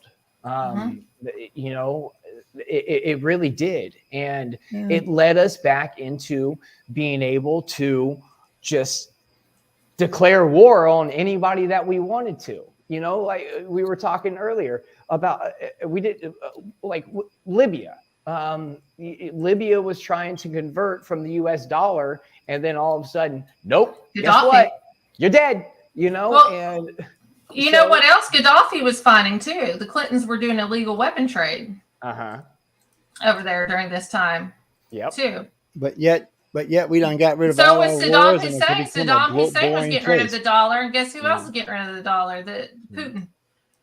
Yep, they're trying to switch over to their new gold system. Standard. Yeah, they're trying to switch over to the Chinese system, but Biden just put an end to that, so we ain't gonna have to worry about that anymore. Yeah. He just cut them off of all chip building of any kind, any allies, anything else. I need to lower my mic. I see that. I'm sorry. Let me lower it. We sent him back at least 20 years today. But anyway, let me grab our guest because I keep playing around like I don't know what the hell's going on here tonight. I got a new mic. So well, we did just go off on a tangent right there. That was it was fun. a good one though, man. It's not a tangent. As long as a good tangent. Those. And nobody ever has to agree. It's one of the things we pride ourselves about. Nobody got hurt. Always damn agree. It's one of the things the network's always proud about itself. We always have, healthy debates. And we'll just leave it at that. Yeah. You ought to come. Wait, you ought to be here for one of the panel shows. Oh my God. Because, we got liberals on the network. We got independents. We got conservatives. We got centralists. That would be really fun. Oh yeah. Well, it gets interesting. Amelia said I need to lower my mic. I got a new mic. Well, you're not coming in loud on me. Wait, who is this? Woo woo! What y'all doing? Another Emily. Hey guys, what's up? This is John and Emily Goodwin. That's Doc on the side. Emily up there, and Jay and myself. How y'all doing tonight? Hey. Hello. We took us a little while because we had to finish up the heated debate we were having before we brought y'all on board. I figured in the middle of a heated debate because Thank you, Amelia. We were yelling at each other. We was discussing several different topics at one time. We were yelling. That's what we were actually doing. What was that? I guess that's why Joe brought us in to calm it down. No, because we were talking now how we were going to take over LA. So I said, well, we better quit now. Before we discussed, how we were going to invade the Christmas parade this Sunday. Anyway, guys and girls, John here and Emily here are going to be talking a little bit. We do a lot of press for Writers of the Future and a couple of things going on out there. And they are working on the Christmas parade, which is a bummer because I don't get to go. I had to get all ready for this stupid interview I got to do for Netflix coming up. But anyway, it's official now. They're coming to visit. So we'll see how that's going to go. But enough about that stuff. We'll talk about that another time. I'll let y'all know how it goes when it's all. We're going to do filming in 2 locations there. So that's going to be fun. And then we should be signing the contract to see when we're going to start filming for the 28 episodes. Yeah, I'm wondering what the hell I might have got myself in here too. But anyway, enough about all of that. How y'all doing out there? I know it's early out in LA. Y'all just chilling. Had a couple of cocktails, hanging back. Yeah, that's our operating basis. Yeah. No, it's been very busy. It's Friday night. You can have a cocktail. I mean, come on. What's wrong with one cocktail? I finished doing a 30-minute Zoom with Jason Doring. He was he's the TV actor who's going to be on the Way to Happiness float. He was one of the main. He was in the Veronica Mars show. I didn't. One of the main. Oh, I know what you're talking about, Veronica Mars. Yeah. Yeah, Veronica Mars. Yes. Yeah. So, every actor and their mom is out there in LA. Yes. Yeah. So anyway, so I just finished a half-hour Zoom with him. Just finished that so I could do the show with you, and then back to we got a punch list. She's got a punch list. We say it's 3 pages long just for today. Keep his ass moving, girl. Keep moving. Keep moving. Young, as you were saying. Yes, I know how she is. She's a taskmaster. And see, I and I know she sends in people to put me to work. I know she said, look, Joe's sitting around over there not doing nothing. Sarah, go there and put his ass to work. I know how that works. I know the truth. They're great guys. We go out and hang out with them in April for Writers of the Future. They do a fabulous job out there. But we'll talk about that in a little while. So who all's in these cars now? I want to know who's out there riding in these cars. Okay, well, let's start with the hosts. Because I might want to come snatch a car, so I want to know who's out there. So the hosts of the parade are Laura McKenzie from the Travel Show, Eric Estrada from Chips, Montaldo Williams. Oh, wait, is he going to be on? Really? Montaldo Williams and Dean Cain, who was Superman. Yes, Dean Cain is the man. I love Dean Cain. Yes. Yeah, so those are and there's a host also. She's a special host, and that's Elizabeth Stanton. She's got a travel show. She's got a travel show. Yeah. Yeah, and she had a show called Lizzie's Great Big World when she was growing up, kind of like one of these Disney girls. But yeah, I know her. Yeah, so it's going to be a blast, and so that's the key host. The Grand Marshal is Danny Trejo, Machete. I know who he is. And other people that were supposed to be in the parade. Let's see. So I guess when Jay Leno goes by, we can't go show you boobs, right? I mean, that's a thing down here when we see a parade go by. Yeah. Anyway. Nolans. Well, Nolans, that's what they scream. Anytime a float goes by, they say, show you boobs. Or if the guys got beeves and the girls on the ground, they say, shit works both ways, man. Everything's different in Nolans. I actually see a lot of boobs. I mean, a lot of booze getting changed for boobs. That didn't come out right. But anyway. That should be a podcast hey, can I have one of them show. drinks and show her boobs? And That should be a podcast show. Is booze and boobs. It could be a good one, too, man. Shoot, I'm in. I'll co-host. Yeah, I know, right? I'm in. It gets crazy is all I can say. People getting That's right, Emily. It covers up. Yes. Hey, you're all thinking about expanding to New Orleans next year. So. I wish they'd come down here and do a parade. It's and don't forget, guys and girls, I know y'all listen tonight. When you get in the parade route and you're all comfortable out there and you're chilling out in LA, Emily. I want to hear this, Emily. Look, I'm gonna get my drone and fly it out there off the top of the building and check on people. Last time I was in LA, I left a drone on top of John's building out there so I can check on them every once in a while. And it runs on light, and they got plenty of sunlight out there in LA. So I just crank it up, fly it around from here. Is that what landed in the swimming pool across the street? Hey, it ain't landing in the swimming pool. It knows better than that. It flies on its own. You know, I remember my first drone was $99, and I wrecked it many times. And my second drone was about $300. My last big drone was about. Well, I ain't going to tell you how much. It was stupid to pay that much for a drone, but it flies itself. I just tell it where to go and it goes. It'll follow me around like a dog. Yeah, I have one of those. The drone that follows. Yes, they just follow you around, do all kind of stuff. It'll hover over house, but it can go up to about 3,000 feet, and you can get it. I think it's about 5 miles from the transmitter. So it can get out there. It's almost military class, not quite. Yeah, it's what they call construction drone. I will confess, I do not have a drone, but I do have 3 cats who will follow me everywhere in the house. That works just as good. Now, one of my chihuahuas tried to get on a drone and go for a ride. I'm not sure what that was about. Uh-oh. I think she decided, hey, this could be cool. I could go drone riding. It's her version of getting abducted. It might be her version of get abducted. Little rat. Just causing all kind of trouble today. You can have a new show now, Chihuahua Abduction. Well, since I started putting in my new floors, they think it's the sliding floor now. So my son and my daughter-in-law was in there dancing on the floors last night because they kind of look like a dance floor. And my dogs just every time they make the corner, you see their ass and go the other way. I saw a photo of your floor. It looks really nice. Yeah, so when I'm done with everything and all the painting's done, all new appliances, I'll put some videos for everybody to see. Matter of fact, I just got through ordering my appliances today. I'm gonna have to go to work for the next 6 months to pay them bitches off. But anyway, enough about that. So wait, how many cars are in this all together? Because really, I'm thinking I need a car. I think 60 Hollywood cars that are going to be part of the parade. So you have like the kit car, the Batmobile, the You got a Batmobile? Oh yeah, we Yeah. got the Back to the Future. Wait, which How now, about slow down. Scooby-Doo? Which Yeah, Batmobile? Scooby-Doo. You can't just say Batmobile. You got I Scooby know. Doo? That's Yes. Scooby Doo. Oh, And that's we had what we have last- over here in Kentucky. I think it was last Scooby-Doo. year or the year before. We had Scooby Doo, the van, and Matthew The Lillard Mystery was Machine. driving it. It's called the Mystery Machine. Jack, Yeah. Jack Weston just wrote in. Ghostbusters? Yeah, he wrote in and said, What's it called? The Econ or The Yeah, E1, there Ecto was. 1, Echo 1. Yeah, it's Ecto 1, Ecto 1. Ecto 1, we got that. 1966 Cadillac limousine. Actually, Yeah, it was let me a pull the list hearse. up and I'll tell you. Which one is it? It is the participation one. I mean, there's lots of Batmobiles. They I can't just tell me drove Batmobile. an Eco. What's it called? Ecto. Econ? Ecto. Echo 1. Echo 1. Ecto. Echo 1. Ecto. Just like one of the ladies that work for one. him, Echo. Oh, we My have friend the owns one, We have the and Mad he let me Max. drive it. Mad Max cars, the Bluesmobile, I'd rather. Oh, really Mad cool. Max, the Blues Bluesmobile. Brothers. Oh yeah, Magnum Man, Style shot a Ferrari. crown, big cigar, and a Bluesmobile. I'm not gonna have some fun. We have the Miami Vice Ferrari, Jurassic Park. Oh, and then there's a new dinosaur exhibit up over the hill, over in the valley somewhere, and they're having this whole dinosaur exhibit. We were at this press conference, right? Literally in the middle of a press conference in Hollywood. These two dinosaurs come in, like amazing, and they're like making all the noise and everything, and it was pretty spectacular. So there'll be a whole dinosaur float even in the parade. Wow. We also have the Jurassic Park Jeeps.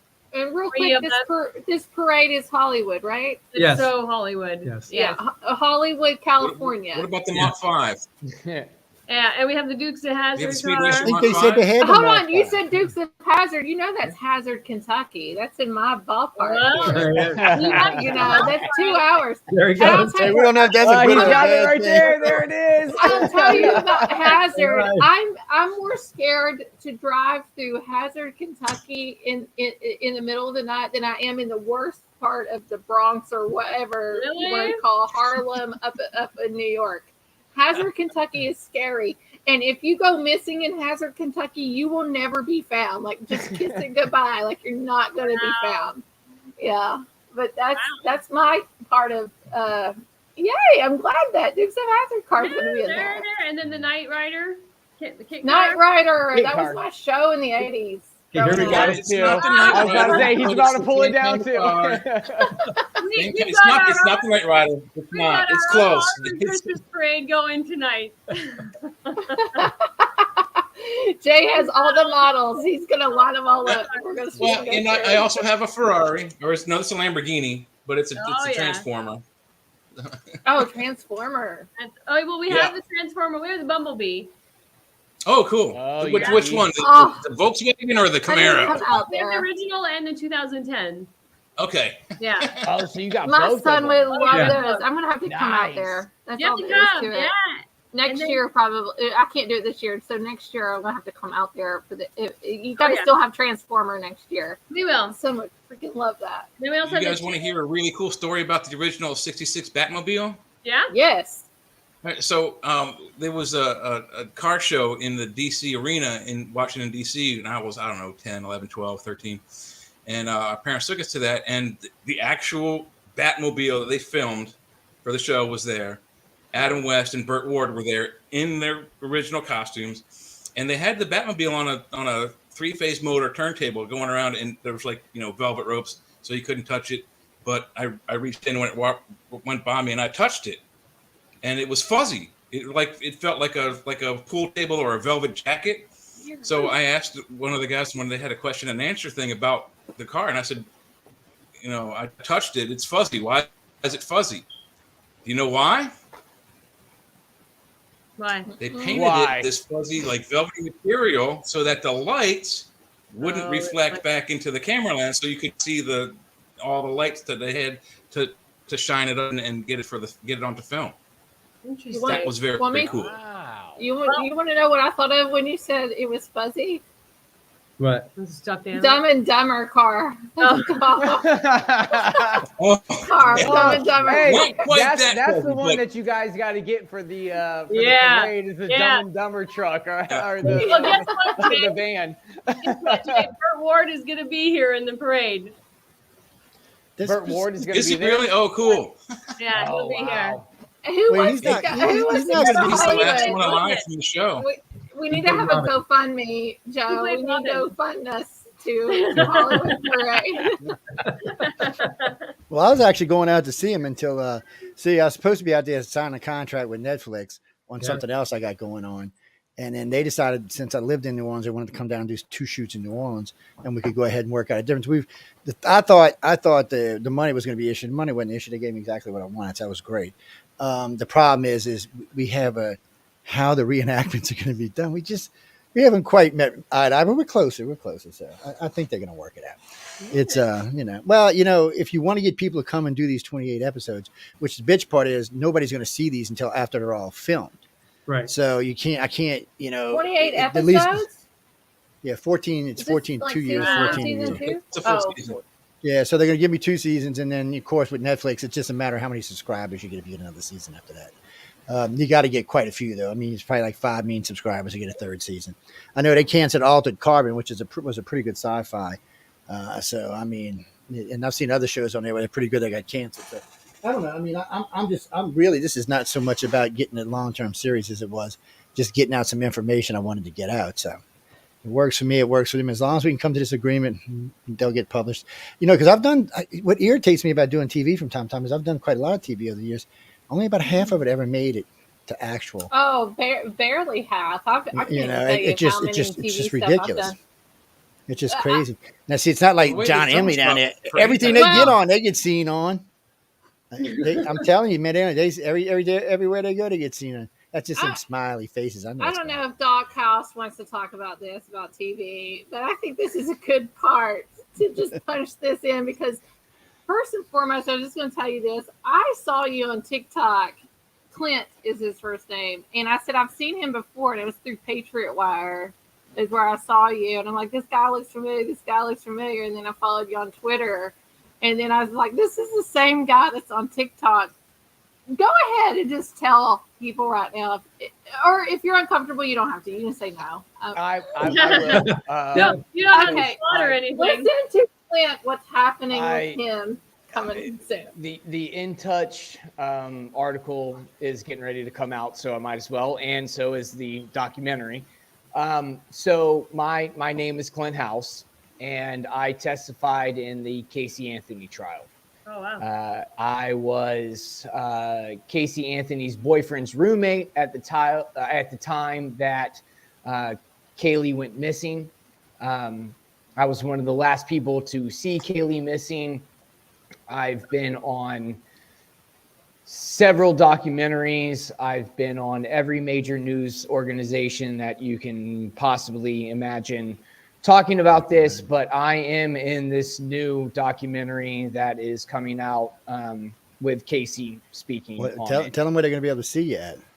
So this documentary comes out on Tuesday, I believe, on Peacock, and it's a 3-part docuseries. I don't know what all is in it. All I know is what's in my part. But I think that, what is going to be said here is it's going to ruffle some feathers, and I think it's going to be mind blowing in many ways. Yeah, I'll be definitely going to be listening. Matter of fact, we'll talk more about it. I mean, on another show, but we'll get in and talk because I know you're going to be on Emily's show in a couple of weeks. Because what is it? Yeah, we're doing a special show. I know it I'm drops not associated with it. It's going to be on a Thursday night at 9 p.m. Eastern Standard Time. Hello, somebody said hello. Yeah, so it's going to be a week after the documentary drops. Let me get back to our guest, and we'll be talking more. Okay, about the dog confirmed it. I have a dog too. So that's right. And mine are hidden right now. So my dog's name's Jeb and had a GW dog. So when hold on, I'm going to regurgitate a little bit. When 9/11 and me started researching the Bush family, I had cognitive dissonance out the yin yang, and I'm not a Bush fan. Okay, there we go. That's all I'm going to say. I wish my dogs were named different now. Anyway, talking about that parade. Yes, going back to the parade. But yes, going back to the parade. Yes, everybody, Peacock, November 29th. I've had this on my list for a while now. I knew that this documentary is coming out because of the groups and stuff I'm associated with, and Casey Anthony's version, if we can trust her or not. But I from the inside leaks that I know, and I don't know if you know these. I'm not going to say these. In what I know now, it's kind of believable in many aspects. Yeah, the last thing that I'm going to say about it.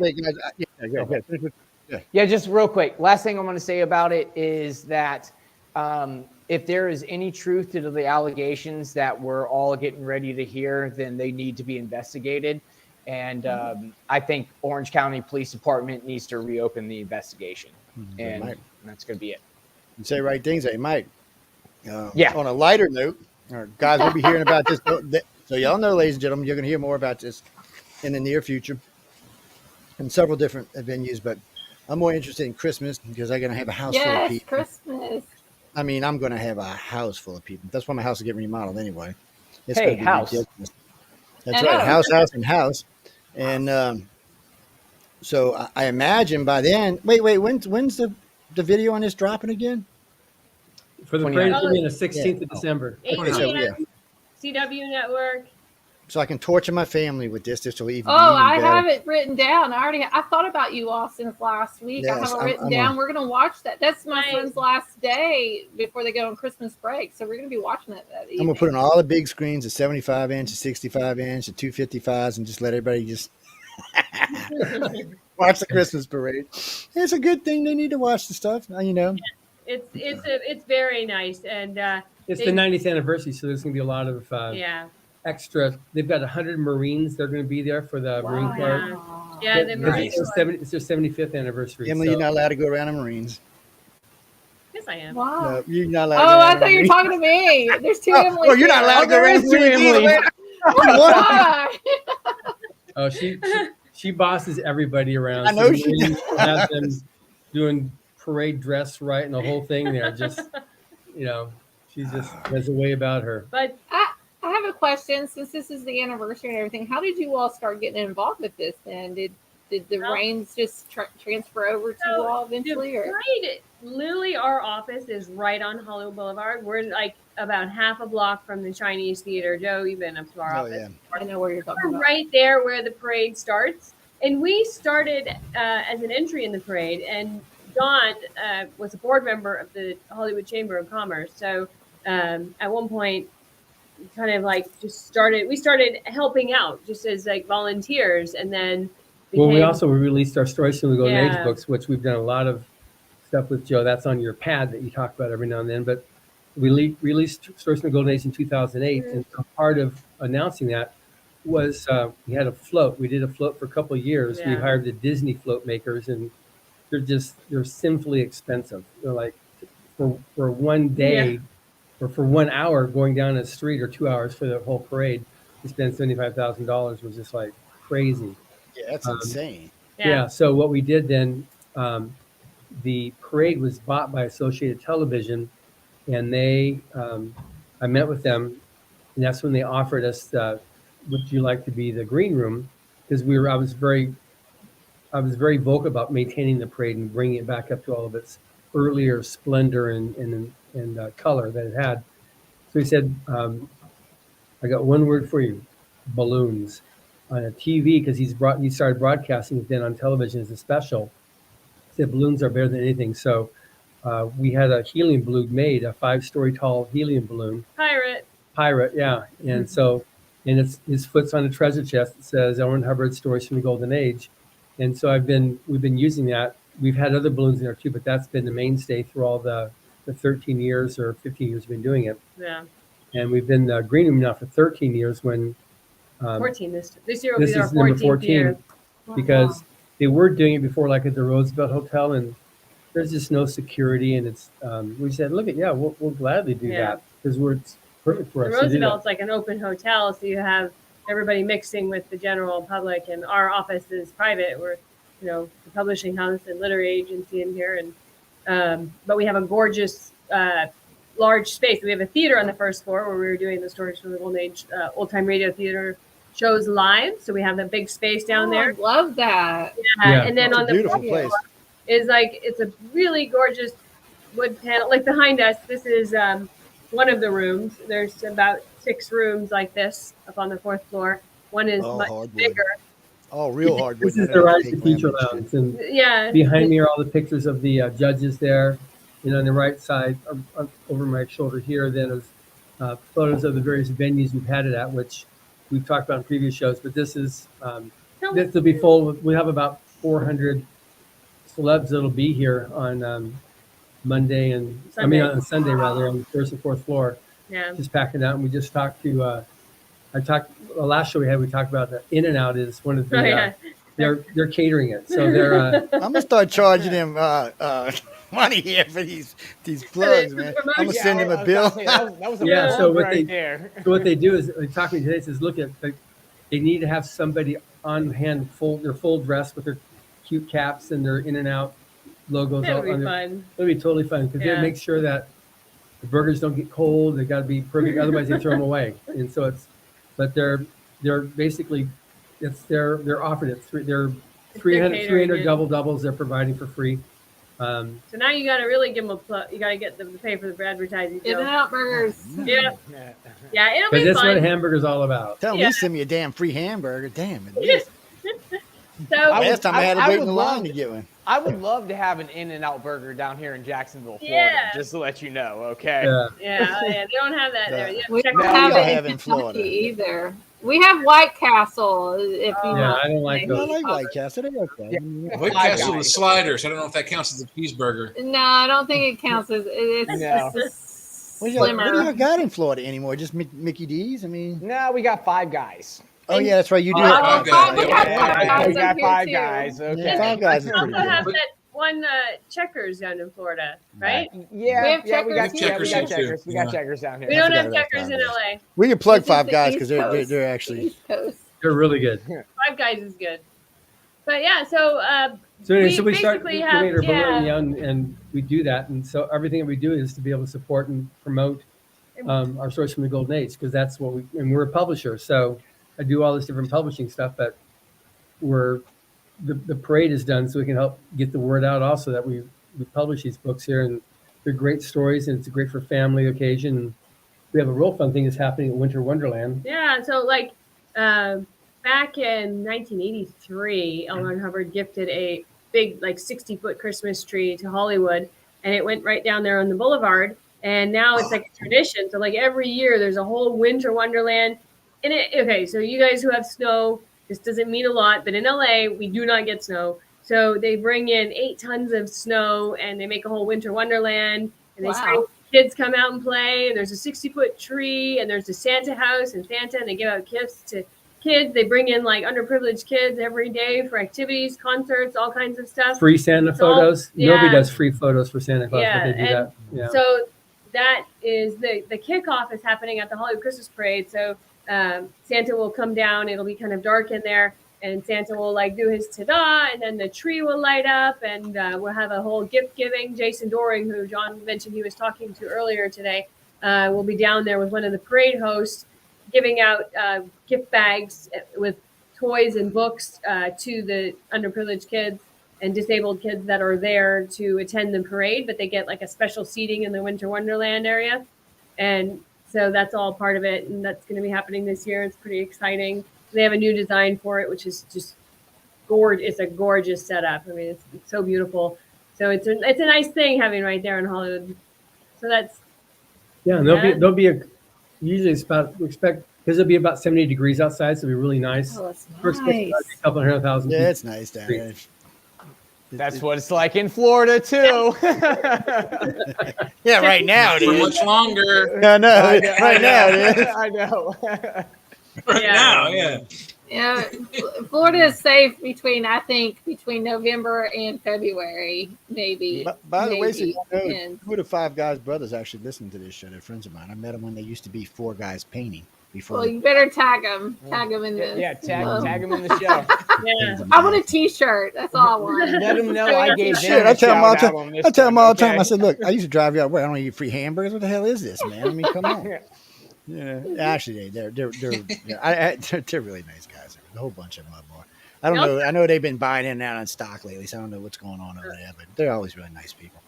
It's they really are. And what do you mean In and Out? No, we ain't going to plug hamburgers on. There's like 10 hamburgers I could eat, so we're just not going All there. the vegetarians. We're not. Yeah, are yes. signing Go, off yeah, right go now. get you one of them Impossible burgers. There you go. I What's tried to an get Yeah, one of them Impossible Whopper burger? Impossibles. that's them veggie burgers at Oh Burger God, King. they're Oh, I don't even impossibly know. gross. Yeah, I'm gonna plug that because anybody who eats one, I'll give you $1. I'll eat one. Send me the Joe, receipt, I'll next give you week, $1. next week here, I'll eat send an you $1. Impossible Don't burger threaten me with a good live. time, Joe. No, man, I'm telling you, I'm not even gonna say what people say, but it's Clint's only gonna do food. it too. Clint, we're gonna have an Impossible Burger contest. Let's see Yeah. how many burgers we can Yes. eat within a show. An So, Impossible Burger cook-off.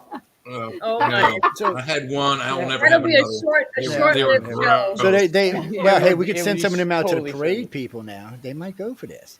I know some of them LA Like people are throwing veggies, candy. man. Hold on now. Over here in Kentucky, we just get That's what I'm gonna do. I'm gonna mail 100 Impossible burgers to In and Out Burgers to give to the celebs. No. to like veggie burgers. What? I'm just Now, trying to help out here. Come If you on. have any Star Wars fan, we have about 50 to 60 members of 501st Legion that are going to be all. Yeah, we Oh, were just talking about yeah. that earlier.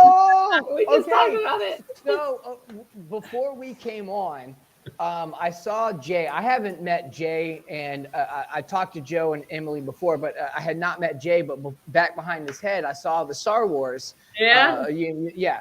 And so I told him, I was like, my dad is actually a member of the 501 down Wow. here in Jacksonville. So like he's Nice. got all of the costumes and everything. So we were just talking about the 501 right before you guys Nice. came on. So Well, they'll be there. if you guys are listening to this, the 501st, they do a lot of really good things for the community. They are very involved in like going out and seeing the kids. And have you guys seen like the kids' reactions to what the 501 does? Like it's just absolutely amazing. And yeah, it's people dressing up as Star Wars characters, but the reaction well that done. they get for they're very well done. I mean, it's movie quality The costumes are really good. Yeah, the movie quality costumes and just the things that the 501st does with children is just absolutely amazing. So I'm really glad to hear that they're going to be out there. Like that's exciting. Yeah, And it some is. people don't know do you know why, Joe, why it's called the 501? I think of taxes. I do. Yeah.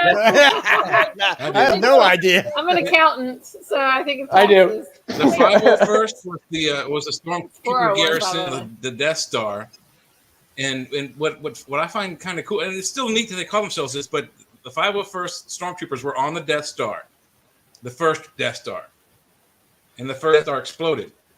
So where did all the first guys come from? They are supposed to have all died in space years and years ago in a galaxy far, far away. So, but they do, like Clint said, they do really good things. I've seen them at the Dragon Con Yes. convention down there, and one of my friends down there is like he's the official Darth Vader of the convention, and 1,000 people, easily 1,000 people that do a parade, stormtroopers, TIE fighter pilots, everybody. And they really do a lot of good stuff for the community. But I still haven't gotten a good explanation from any of the 501st guys as to how they survived a huge explosion on the Death Star. Yeah, they were lucky. Well, actually, the 501st. The 501st. Yeah, I don't know. The 501st Legion was actually the legion that was behind Anakin Skywalker as he walked into the Jedi Temple when he did what he did. So there's that. Details. Um, Well, yeah, they were also his security detail as well. Yeah. Yeah, the 501st was basically Anakin Skywalker, Darth Vader's legion of stormtroopers. So that's the lore that's there. And as you can see here on the screen, I think we're getting ready to give away. Aren't you guys getting ready to give away? That's Anakin Skywalker. I forget which Anakin Skywalker that is, but it's Anakin Skywalker's lightsaber. Where's my kid? Tell me, I gotta That's go. the newer one.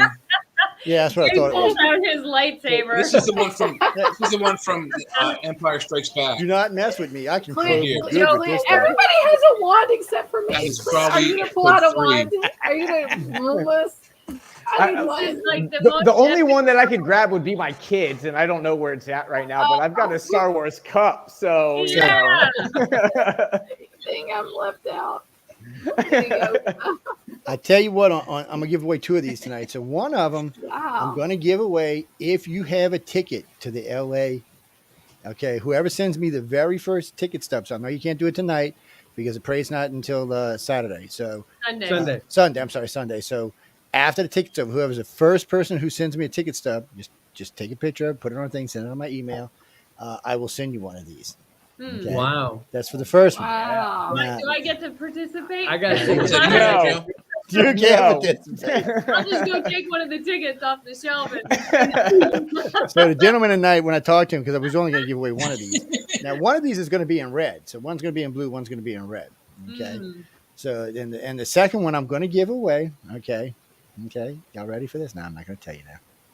No, I'm just going to. I'm just going to wait till later. I want to know. I'm just going.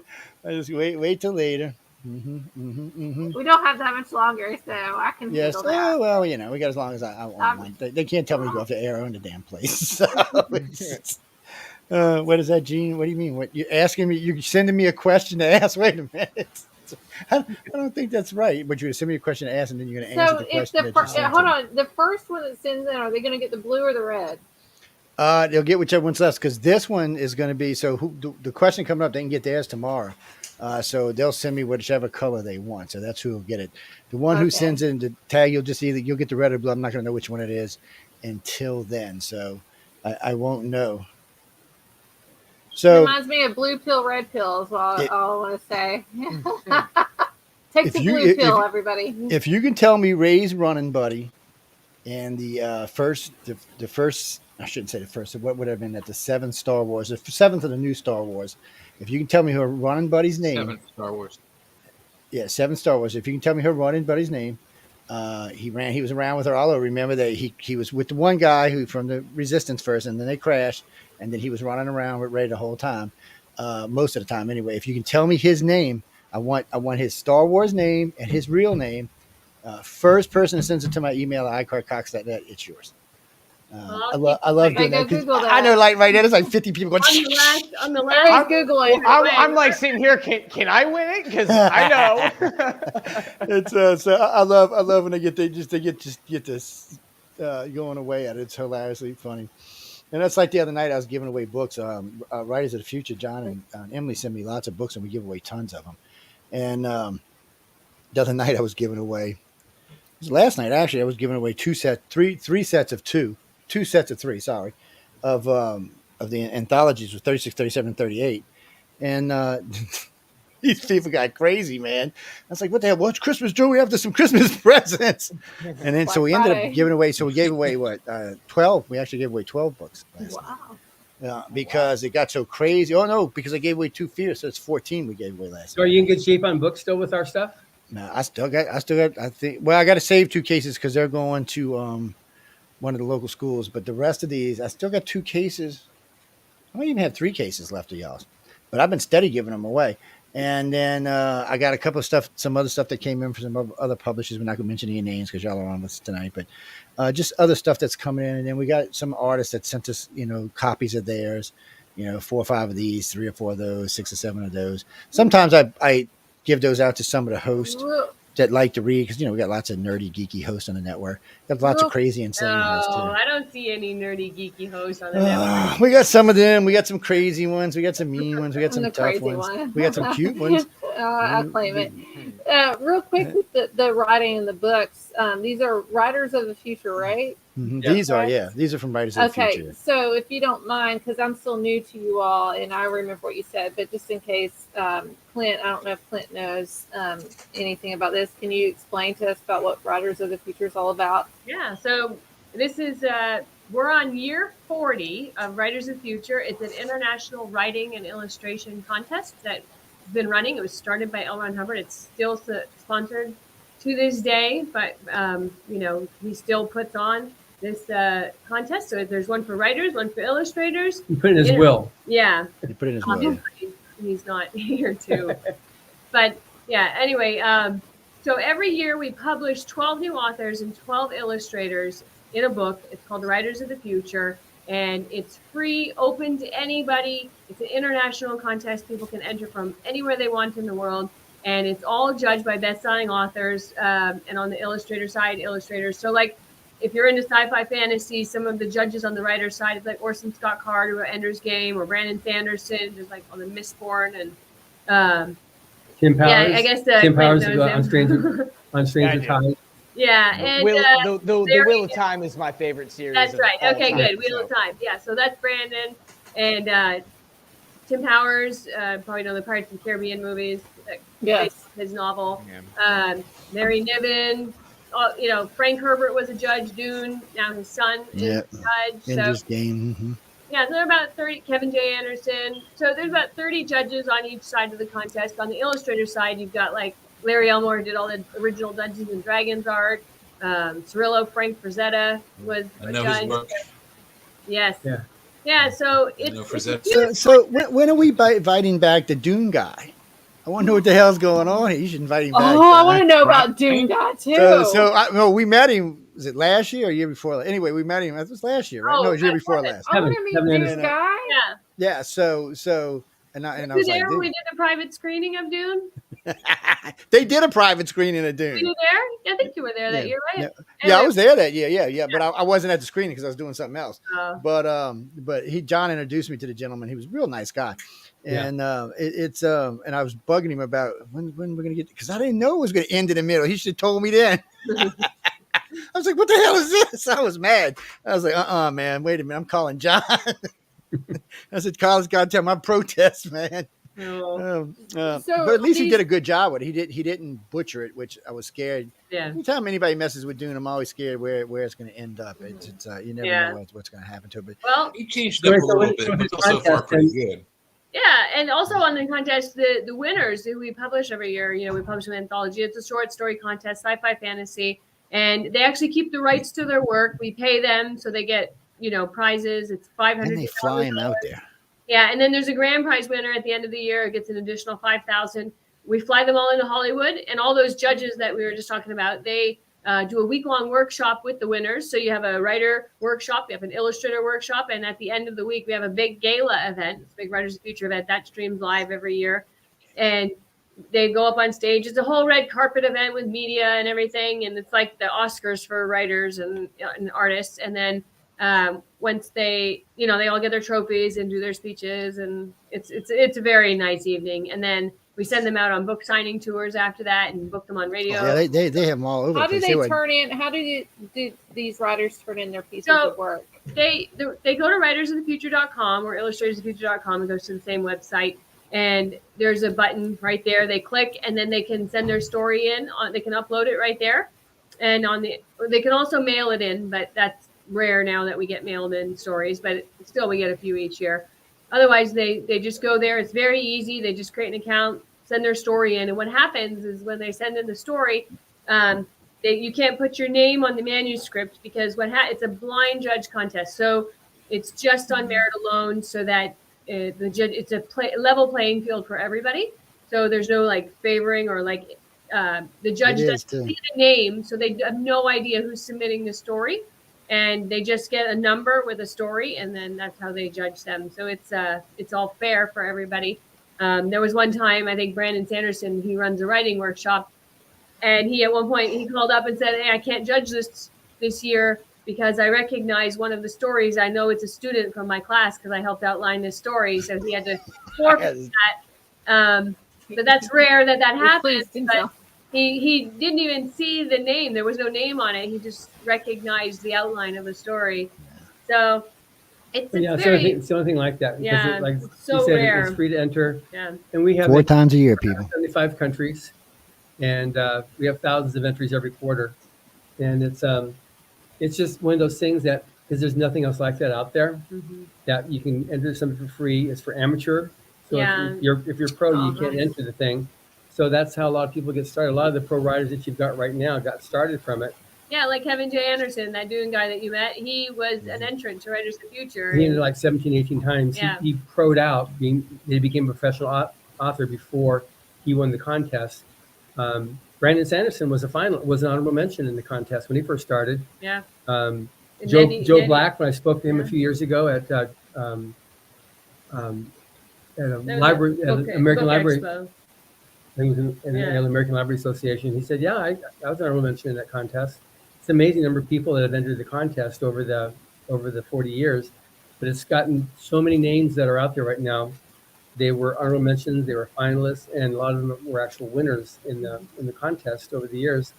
And now they work on paying it forward. We've got just amazing successes with it. And then this podcast that airs on UPRN with Joe.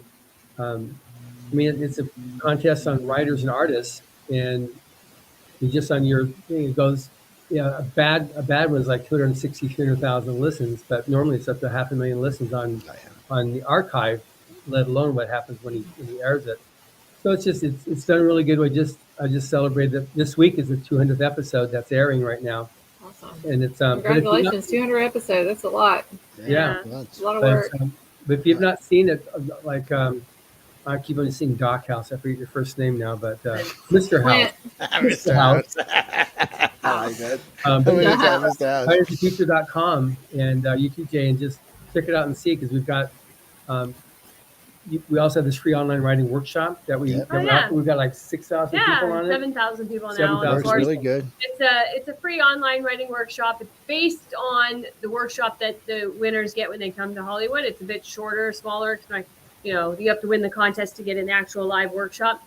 But we have Orson Scott Card, David Farland, and Tim Powers, who teach the online workshop. That's also free. It's at writersofthefuture.com. Anybody can go there. If you want to improve your writing or learn how to write a short story, it just takes you everything from like how to write narration, how to come up with ideas, how to write dialogue, how to create suspense, and how to write the beginning, the middle, the end of your story, how to add emotional impact, all that stuff. So there's a series of videos, and it's all at your own pace, and that's also free. You just sign up at writersofthefuture.com, and anybody can take the course. And it's filmed so that like Scott Card is like talking straight to you, so it's like a one-on-one. One-on-one. It's filmed in this room that we're I have one more question, and I want to shut my mouth for the night. So the book, I'm going to, I promise.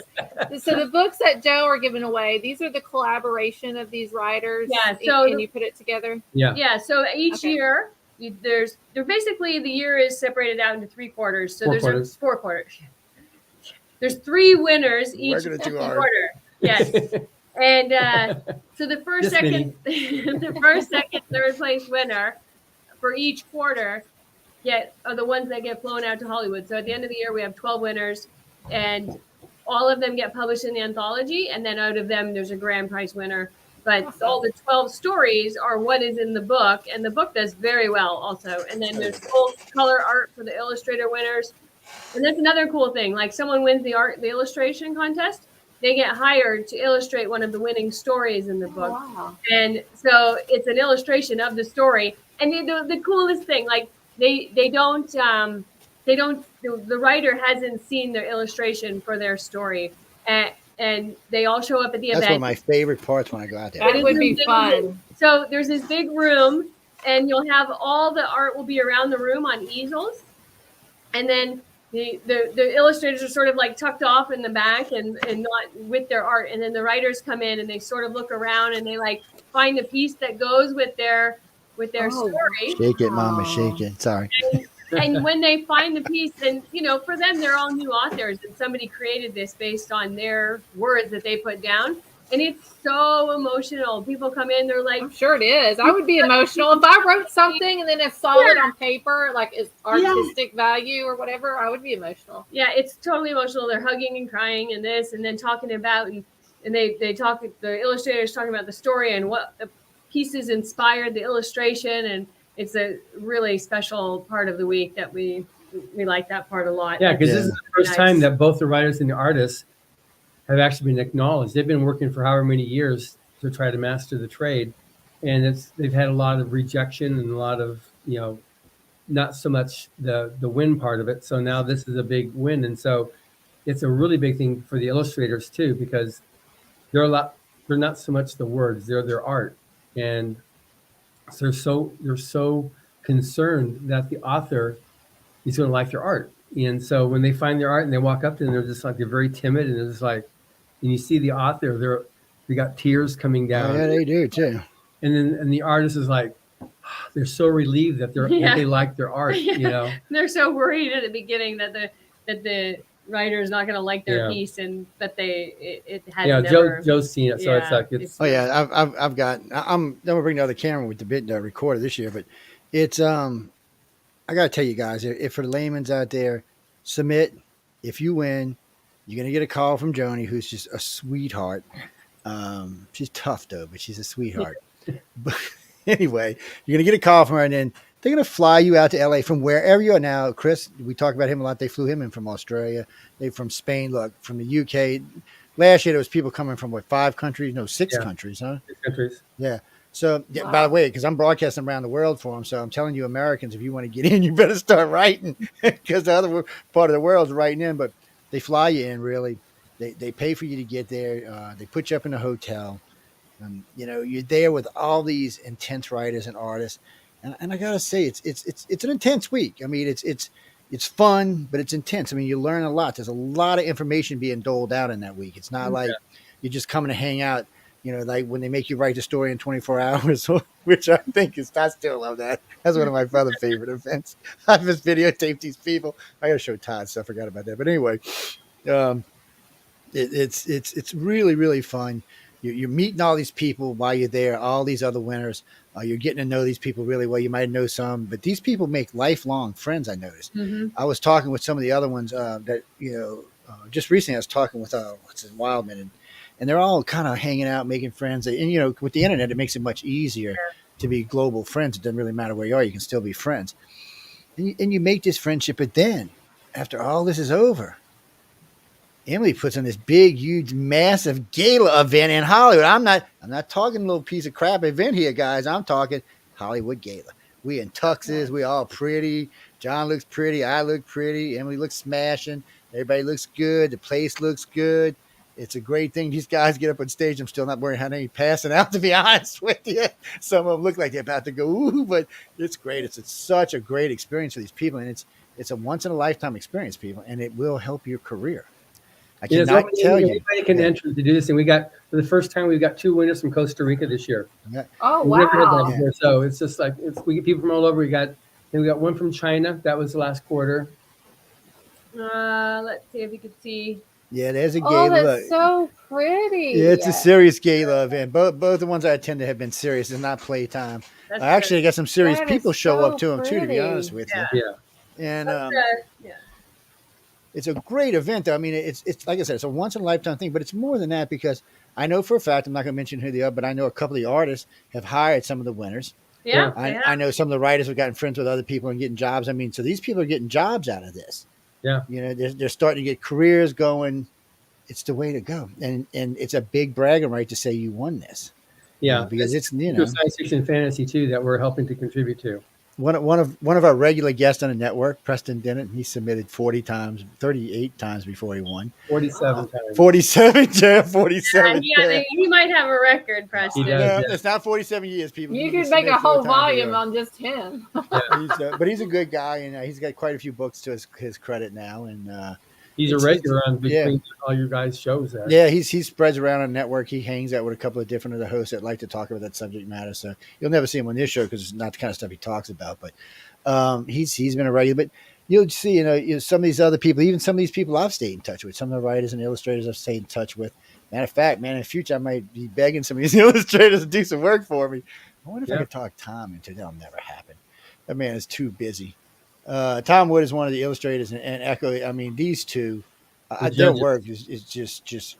Besides, I like them personally. Their work is fabulous. They're bad influences on me, though. They definitely a bad influence on me. But they do fabulous work. And all the judges are nice, approachable. You can talk to them. You can get in there. You know, you don't have to be scared of them. You can ask questions. Even at the dinners, you can ask questions. It's just a great thing to be there. There you go. Yes. That's I'm somewhere up in the left and the front So there. busy. I was stripping. Another one. I think I John is. love that. Yeah, there's Joe right there. He's Yeah, I see Joe. Yeah, see, I get enough shots of this damn thing as it is. Jay's been really quiet. Jay, I think that you might have written something. Are you a writer? Do you do any writing? I actually took classes in 2 different colleges for making movies and or TV shows. So I sort of have like the first 30 minutes of a live action Thundercats story written, and it's in this computer. It's in this computer right here. I've got the famous Mystic Sword of Owens on the wall over there. So I haven't finished it, but yes, I have written, started writing some things. And you need to start I wrote a story. Write it out and submit. Well, yeah. I did write a short story for my final video thesis in college at the Savannah College of Art and Design. But when I went to go film it, the first day of filming, it was a kind of a comic book character I created, and I called my actor because it was time to film, and I'm like, "Hey, where are you?" He's like, "Oh, well, I don't want to be in it anymore." And I'm like, "Dude, it's like we're going to start filming like now, and you could have told me like yesterday or the day before." So I wasn't able to make that. So yeah, I have a few stories. That's good. Good. You should submit. Right, I might. I have to find the script that I wrote for my final thesis. I think it's in this computer too, but I'll have to go back and look. Yeah. Okay, so this is, I'm going to see if I can show this to you. This is from a couple years ago. This was a 16-foot robot that we had. See Joni in there? Wow. This was outside on the red carpet. That's from the cover art. Yeah, that was the cover art of the book. We had a big old robot there. Anyway, we have a fun event. I wish I was closer. I'd come to it. Yeah, well, it's a blast. But I'm going to watch it on the CW, the parade. Yeah. Oh, you got the parade. Parade will be fun to watch. The Writers of the Future event does stream live. So if you go to writersofthefuture.com, sign up for the newsletter, then you'll get notified when the event is and how to watch it live. That was weird, Doc. My mic just muted for some reason by its little lonely self. That's Emily. She's an alien, y'all. I use StreamYard. Sometimes the mics do go out after they get a little weird for so sometimes. long, so you got to sign out and sign back in. Oh wait, no, that's Amelia. That's the alien. I'm sorry, I got confused. I saw Amelia was listening. Hi, Yeah, Amelia. she stopped by. She weirded me out. I don't know. It's been weird with the mics for like the last half hour, so I don't know what's going on with that. Who knows? It did it to me last week. So I don't know if there's an I think it update just or takes something. turns on who it wants to pick on. Denise, no, I tell that story all the time. I tortured John for a whole year. Oh yes, I do. I tortured him for a whole year. No, I'm serious. I tortured him. Y'all should know me well enough. If you've been listening to me for more than 5 years, you know I torture anybody. And when he told me that, I remember he said something about the story. He told me, "Oh, everything's You fine." sound muffled, Joe. I fell out the chair. I hear you now. I heard you fell out the chair. Yeah, that's what I say. No, actually, I don't know what's going on with these things. No, somebody just asked me to tell a story. I'm always picking on John. I said I only picked on John when he first was telling me about all of this stuff about blind judging and all this other BS. I'm like, get out of here. None of this is BS. I tortured him. And again, I have to say, when I went out there, everything was exactly the way he told me. You know, that is such a rare thing in any case. And you give him carte blanche to talk to anybody. Yeah, and that's the thing. He didn't say, "Oh, Joe, you can't talk to her. You can't talk to her."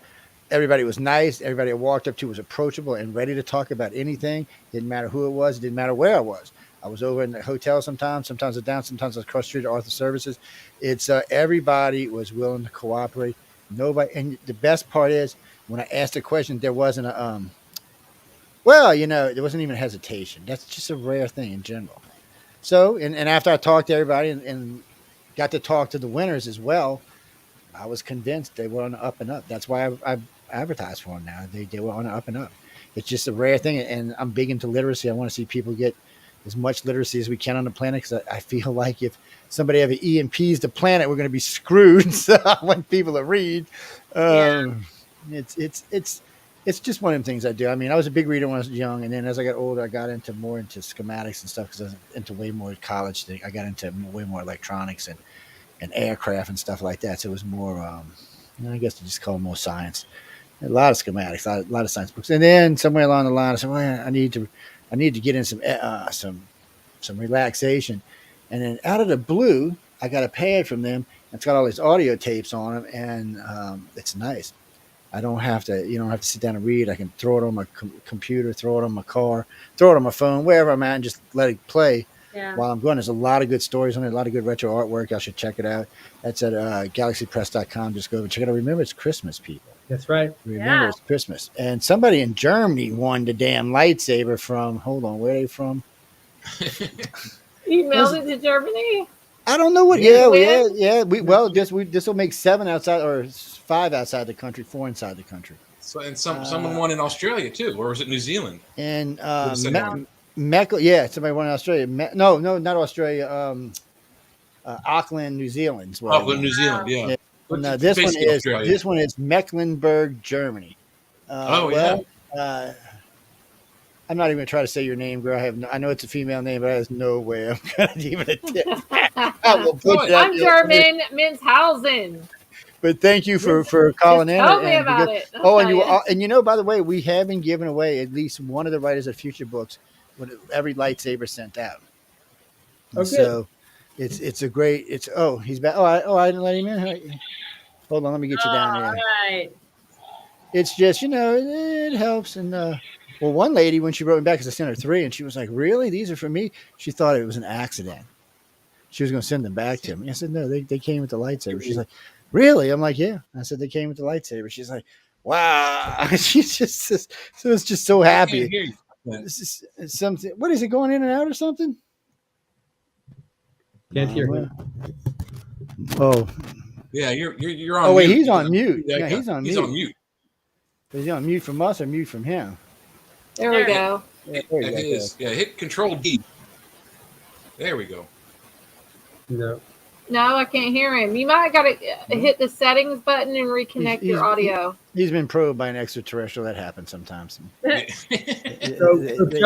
to settings, click settings, and then go to audio, and make sure your microphone is on there.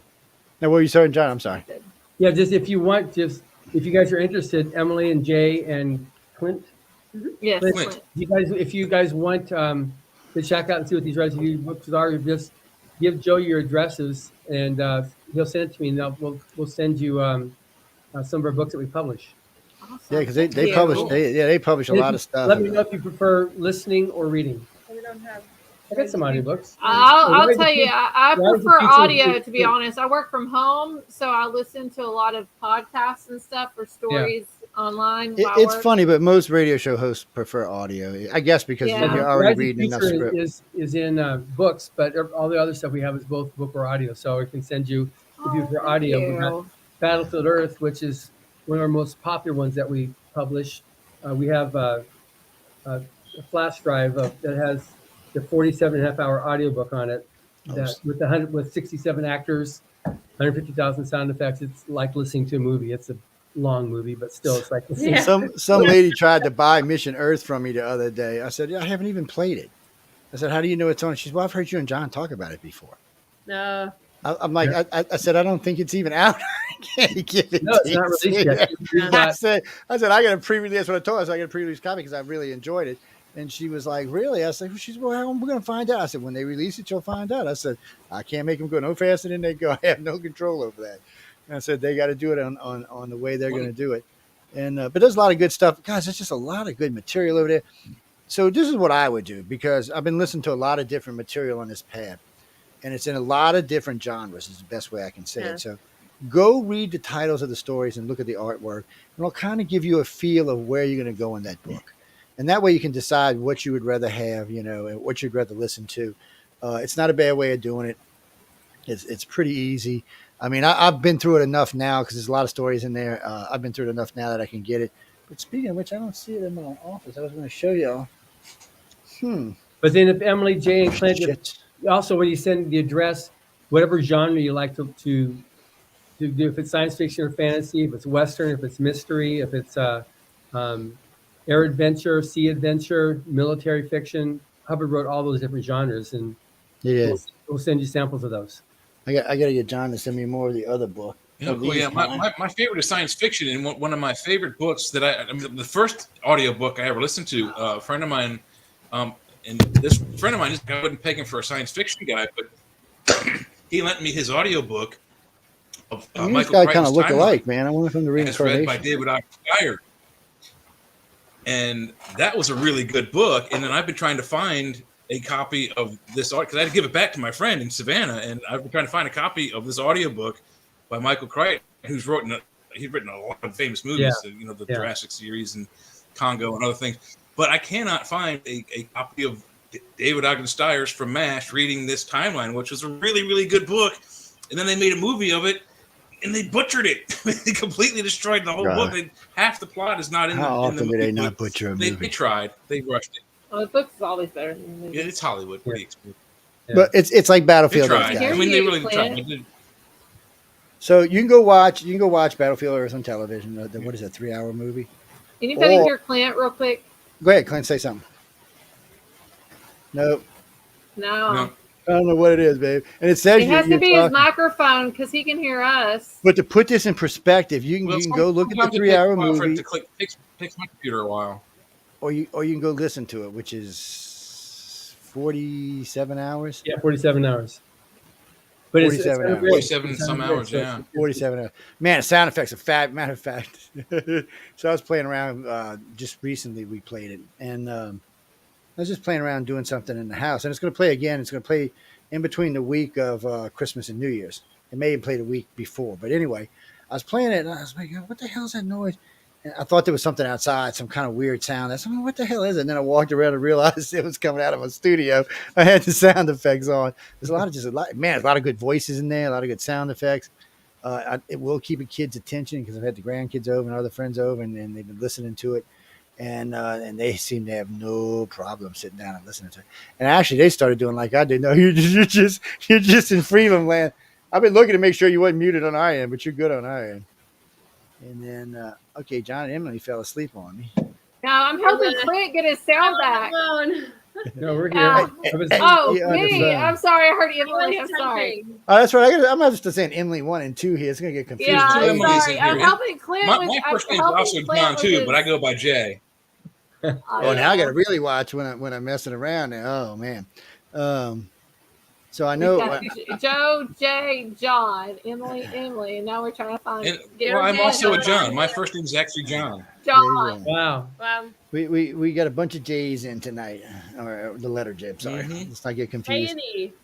Christy, I know we're getting ready to wrap up. So what do you got? Quick. No, we gave away the lightsaber. Oh, you wanted to know what color it was? It was red. So whoever gets the one with the ticket is going to get the blue one. Okay. Oh, and I'm glad I came up. Christopher, you're so sweet for saying that. So last time John was on, I told y'all if y'all went and bought the set from 26 to 28, or from anyway, you'll see it. It's 21 to 28 or 23 to 28. Oh, yeah. Anyway, if you go buy the set and you don't like the set, I said this on the last show. I'm gonna say it again on this show. It's recorded, so I'm not gonna take it back. You don't have to worry about it. Just tell me what it was because I already know what they cost. I will reimburse you for them, and I will give the books away to someone else. I'll give them away during Christmas, or I'll give them away to some of the schools that we're dealing with, or some of the other systems, libraries we're dealing with. Last year I gave away 1,500 books. I'm planning on giving away at least 2,000. Looking like we're going to give away 2,500 this year. So if you don't like any of the stories, just send them back to me, and I'll reimburse them to you. I'm serious, guys. It's not a big thing. It's not going to put me in a poorhouse. I'm not rich, but I ain't poor. So you can just do that. And if you just don't like them, then I'll take them. And I'll reimburse. You don't have to try to send them back to John or anything. Just send them to me, or just tell me when you're going to send them. And when they arrive, I'll send you. Matter of fact, if you got a Cash App, I'll pay you on a Cash App. You don't have to wait for your money. Wow. So just an easy thing, because if you don't buy them, you're not trying, you're not looking at them, you're not going to read, you're not going to know what stories are in there. And we talked a lot about 36, 37, 38 because we've been giving away a lot of them, and that's the recent last 3, and that was the 3 I was there for. So I know a lot more about them. It's a lot easier for me to talk about them. But I've read some of the ones in the 20s, and I've read some of the ones in the teens now.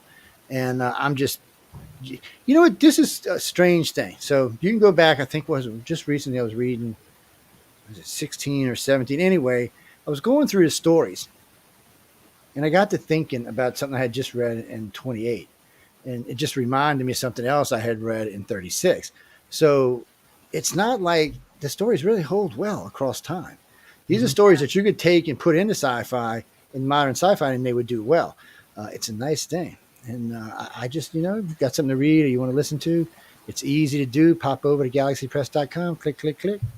It takes off about 5 minutes and boom. And again, if you don't like them, I mean, you're not going to get a better offer than this. That's a fact.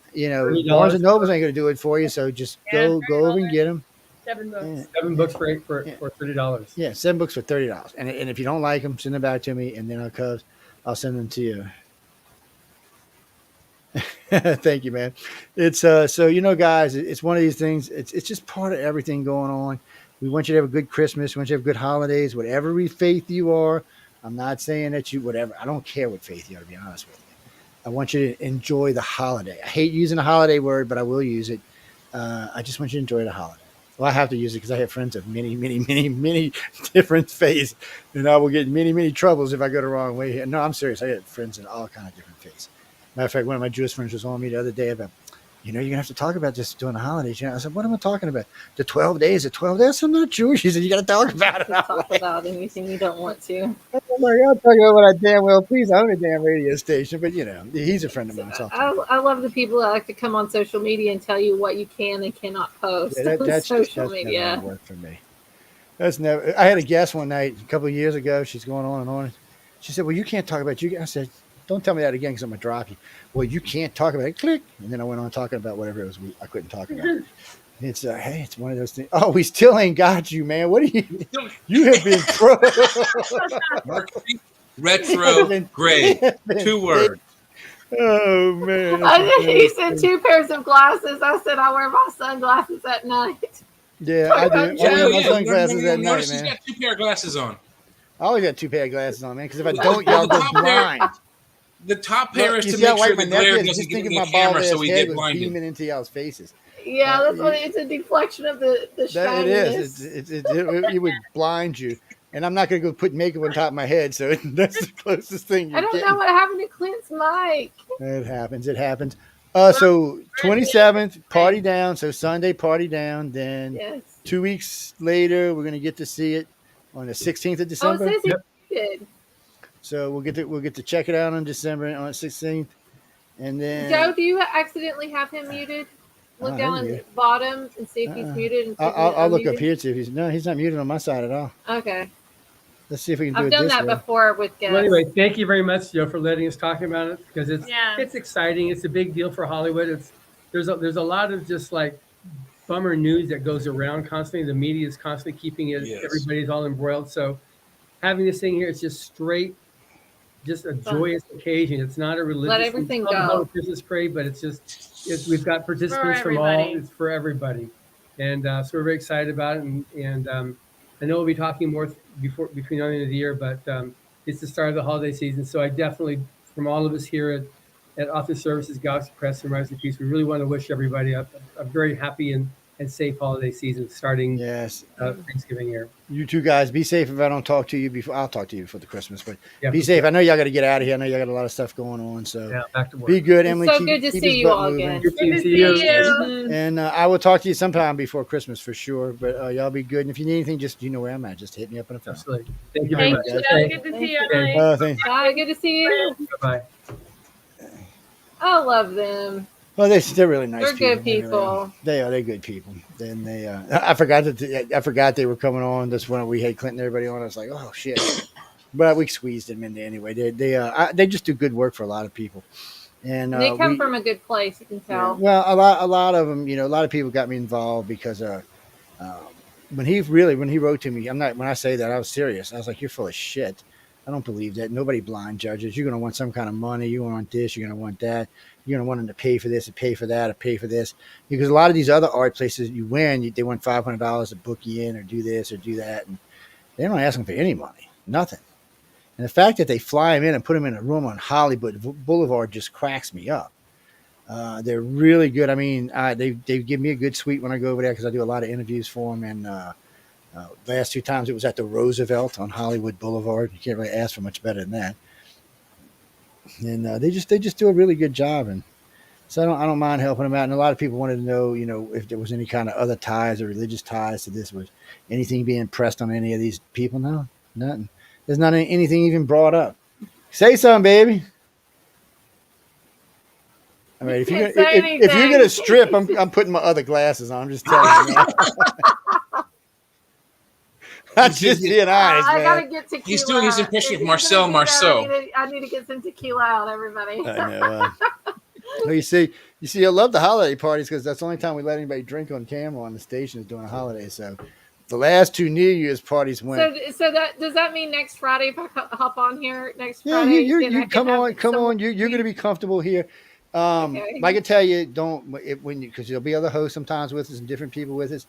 Don't get offended if somebody don't agree with you because there's always going to be. I don't do that. You and I are going to disagree a lot. I can already tell. I know. It's okay, Joe. I still love you. That's a good thing. That's not a bad thing. People always like, no. I said, look, one of the things we want to offer some news. So we'll probably make the first hour just news, but then the second hour we'll just discuss whatever we want. But people need to realize you can have difference of opinions and still be friends. It's one of the things I like about this network. I wasn't killing. I was telling Doc earlier when we get the panels together, it gets heated, and I mean heated. But then the next week, everybody's back to work.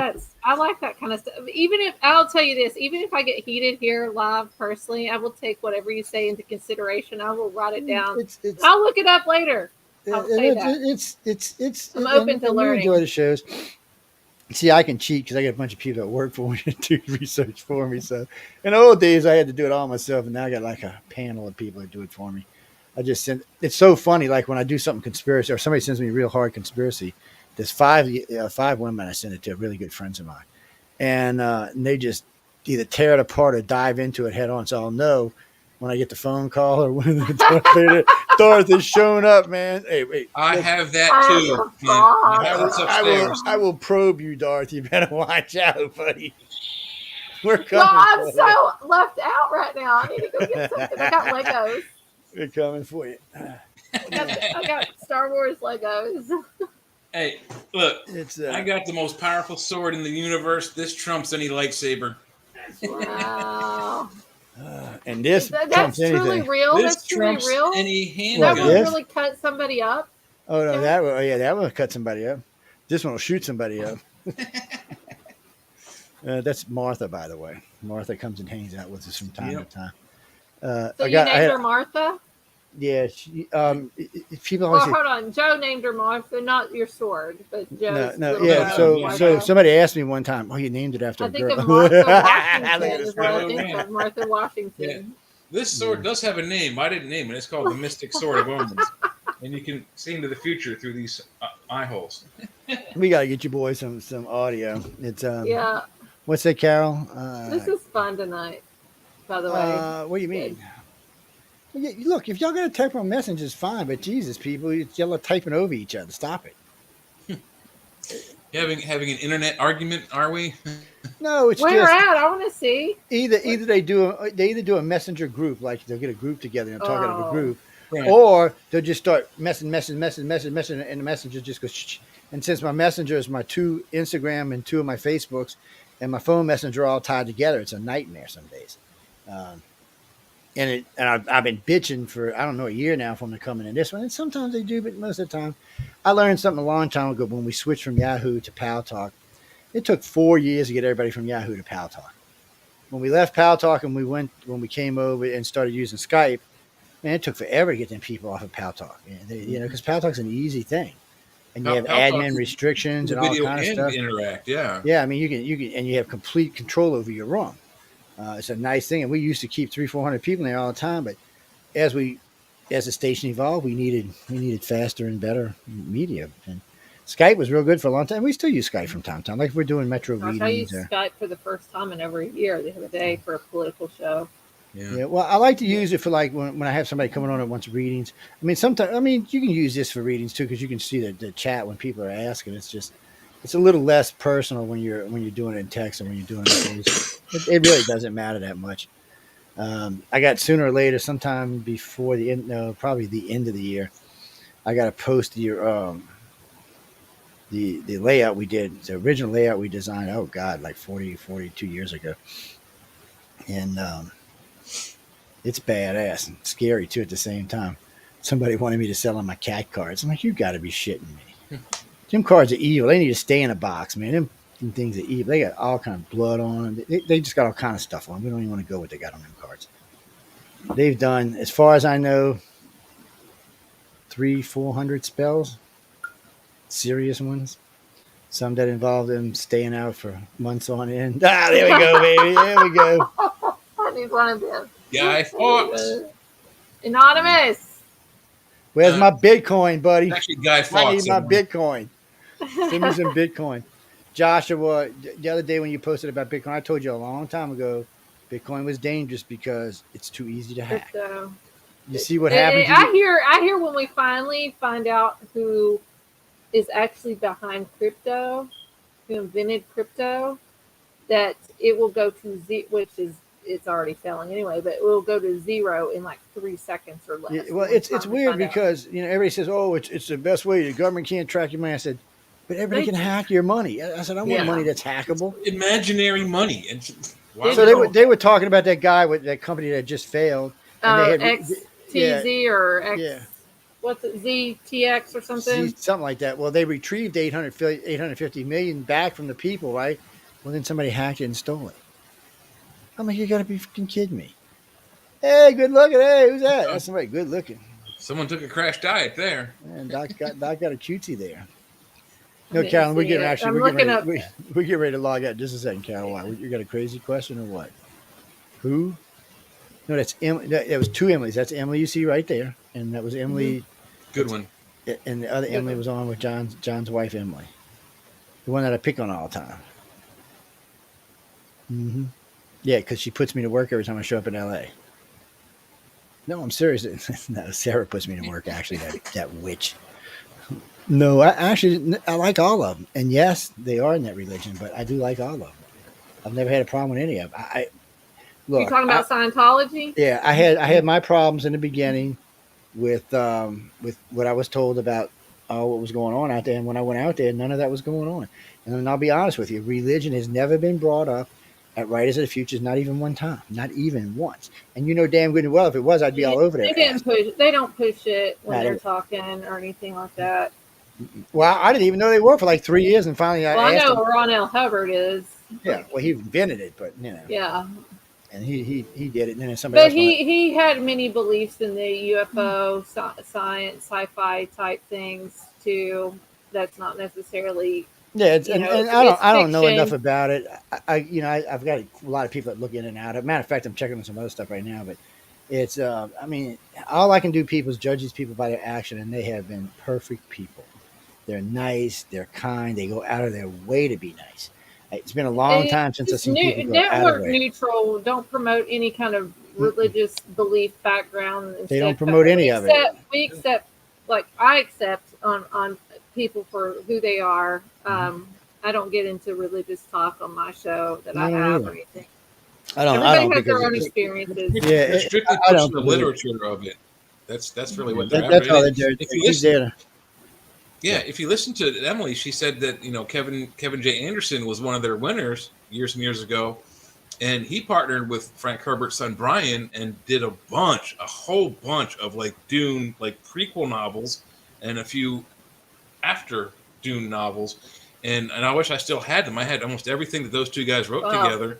But when I was in the process of buying this new house, a lot of the books didn't make the purge. In fact, most of them, including the Dune series, were gone. So kind of missed those books. Because I like the Dune, Frank Herbert stuff. I like the Brian and Kevin Anderson stuff that went on. But you were great, Doc. We'll have to have you back. I won that contest, and he made a huge, library with Brian Herbert of future and past Dune stuff. It was very, very good. Almost all of it was really good. Well, when you get through with Emily's interviews and all this stuff drops that you're on and all, we'll bring you on and we'll do a special. We'll bring Emily back. Emily will be here anyway, but we'll bring you back. And so I want you to come host with us. But yeah, I think he should come on every Friday. But we want him to get caught up on all this other stuff so he can get it going. And then we'll bring you on so you can come talk to us about it. And that way it's out of the system when we're doing other stuff.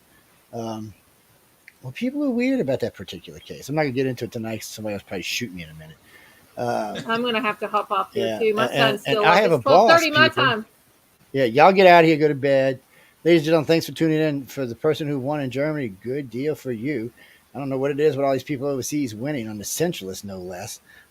But good luck. What time is Thanks. it in Germany right now? I Oh, wanna know. Jesus. Hey, It's got to Google, be what like, time is it in Germany? it's like 7 hours ahead or something. 6:33 a.m. So Yep, he's not that's going to what it find is. out Wow, till he wakes morning. up. He He waking grabbed his up, coffee. listening to us in the morning He time. won the contest. That's right. Having a cup of coffee, listening to these crazy people on Essentials. Well, thanks for tuning in, by the way. We're glad to have you over there in Germany, and tell your friends about us. Everybody in the U.S., tell your friends about us. Make sure they know where we are every Friday night. On that note, we're out of here, and stay out of trouble. I know No, I no, know a no, lot of no. y'all like to get drunk on the Get holidays into as after much trouble as you Thanksgiving. Stay can. out of trouble. Good night.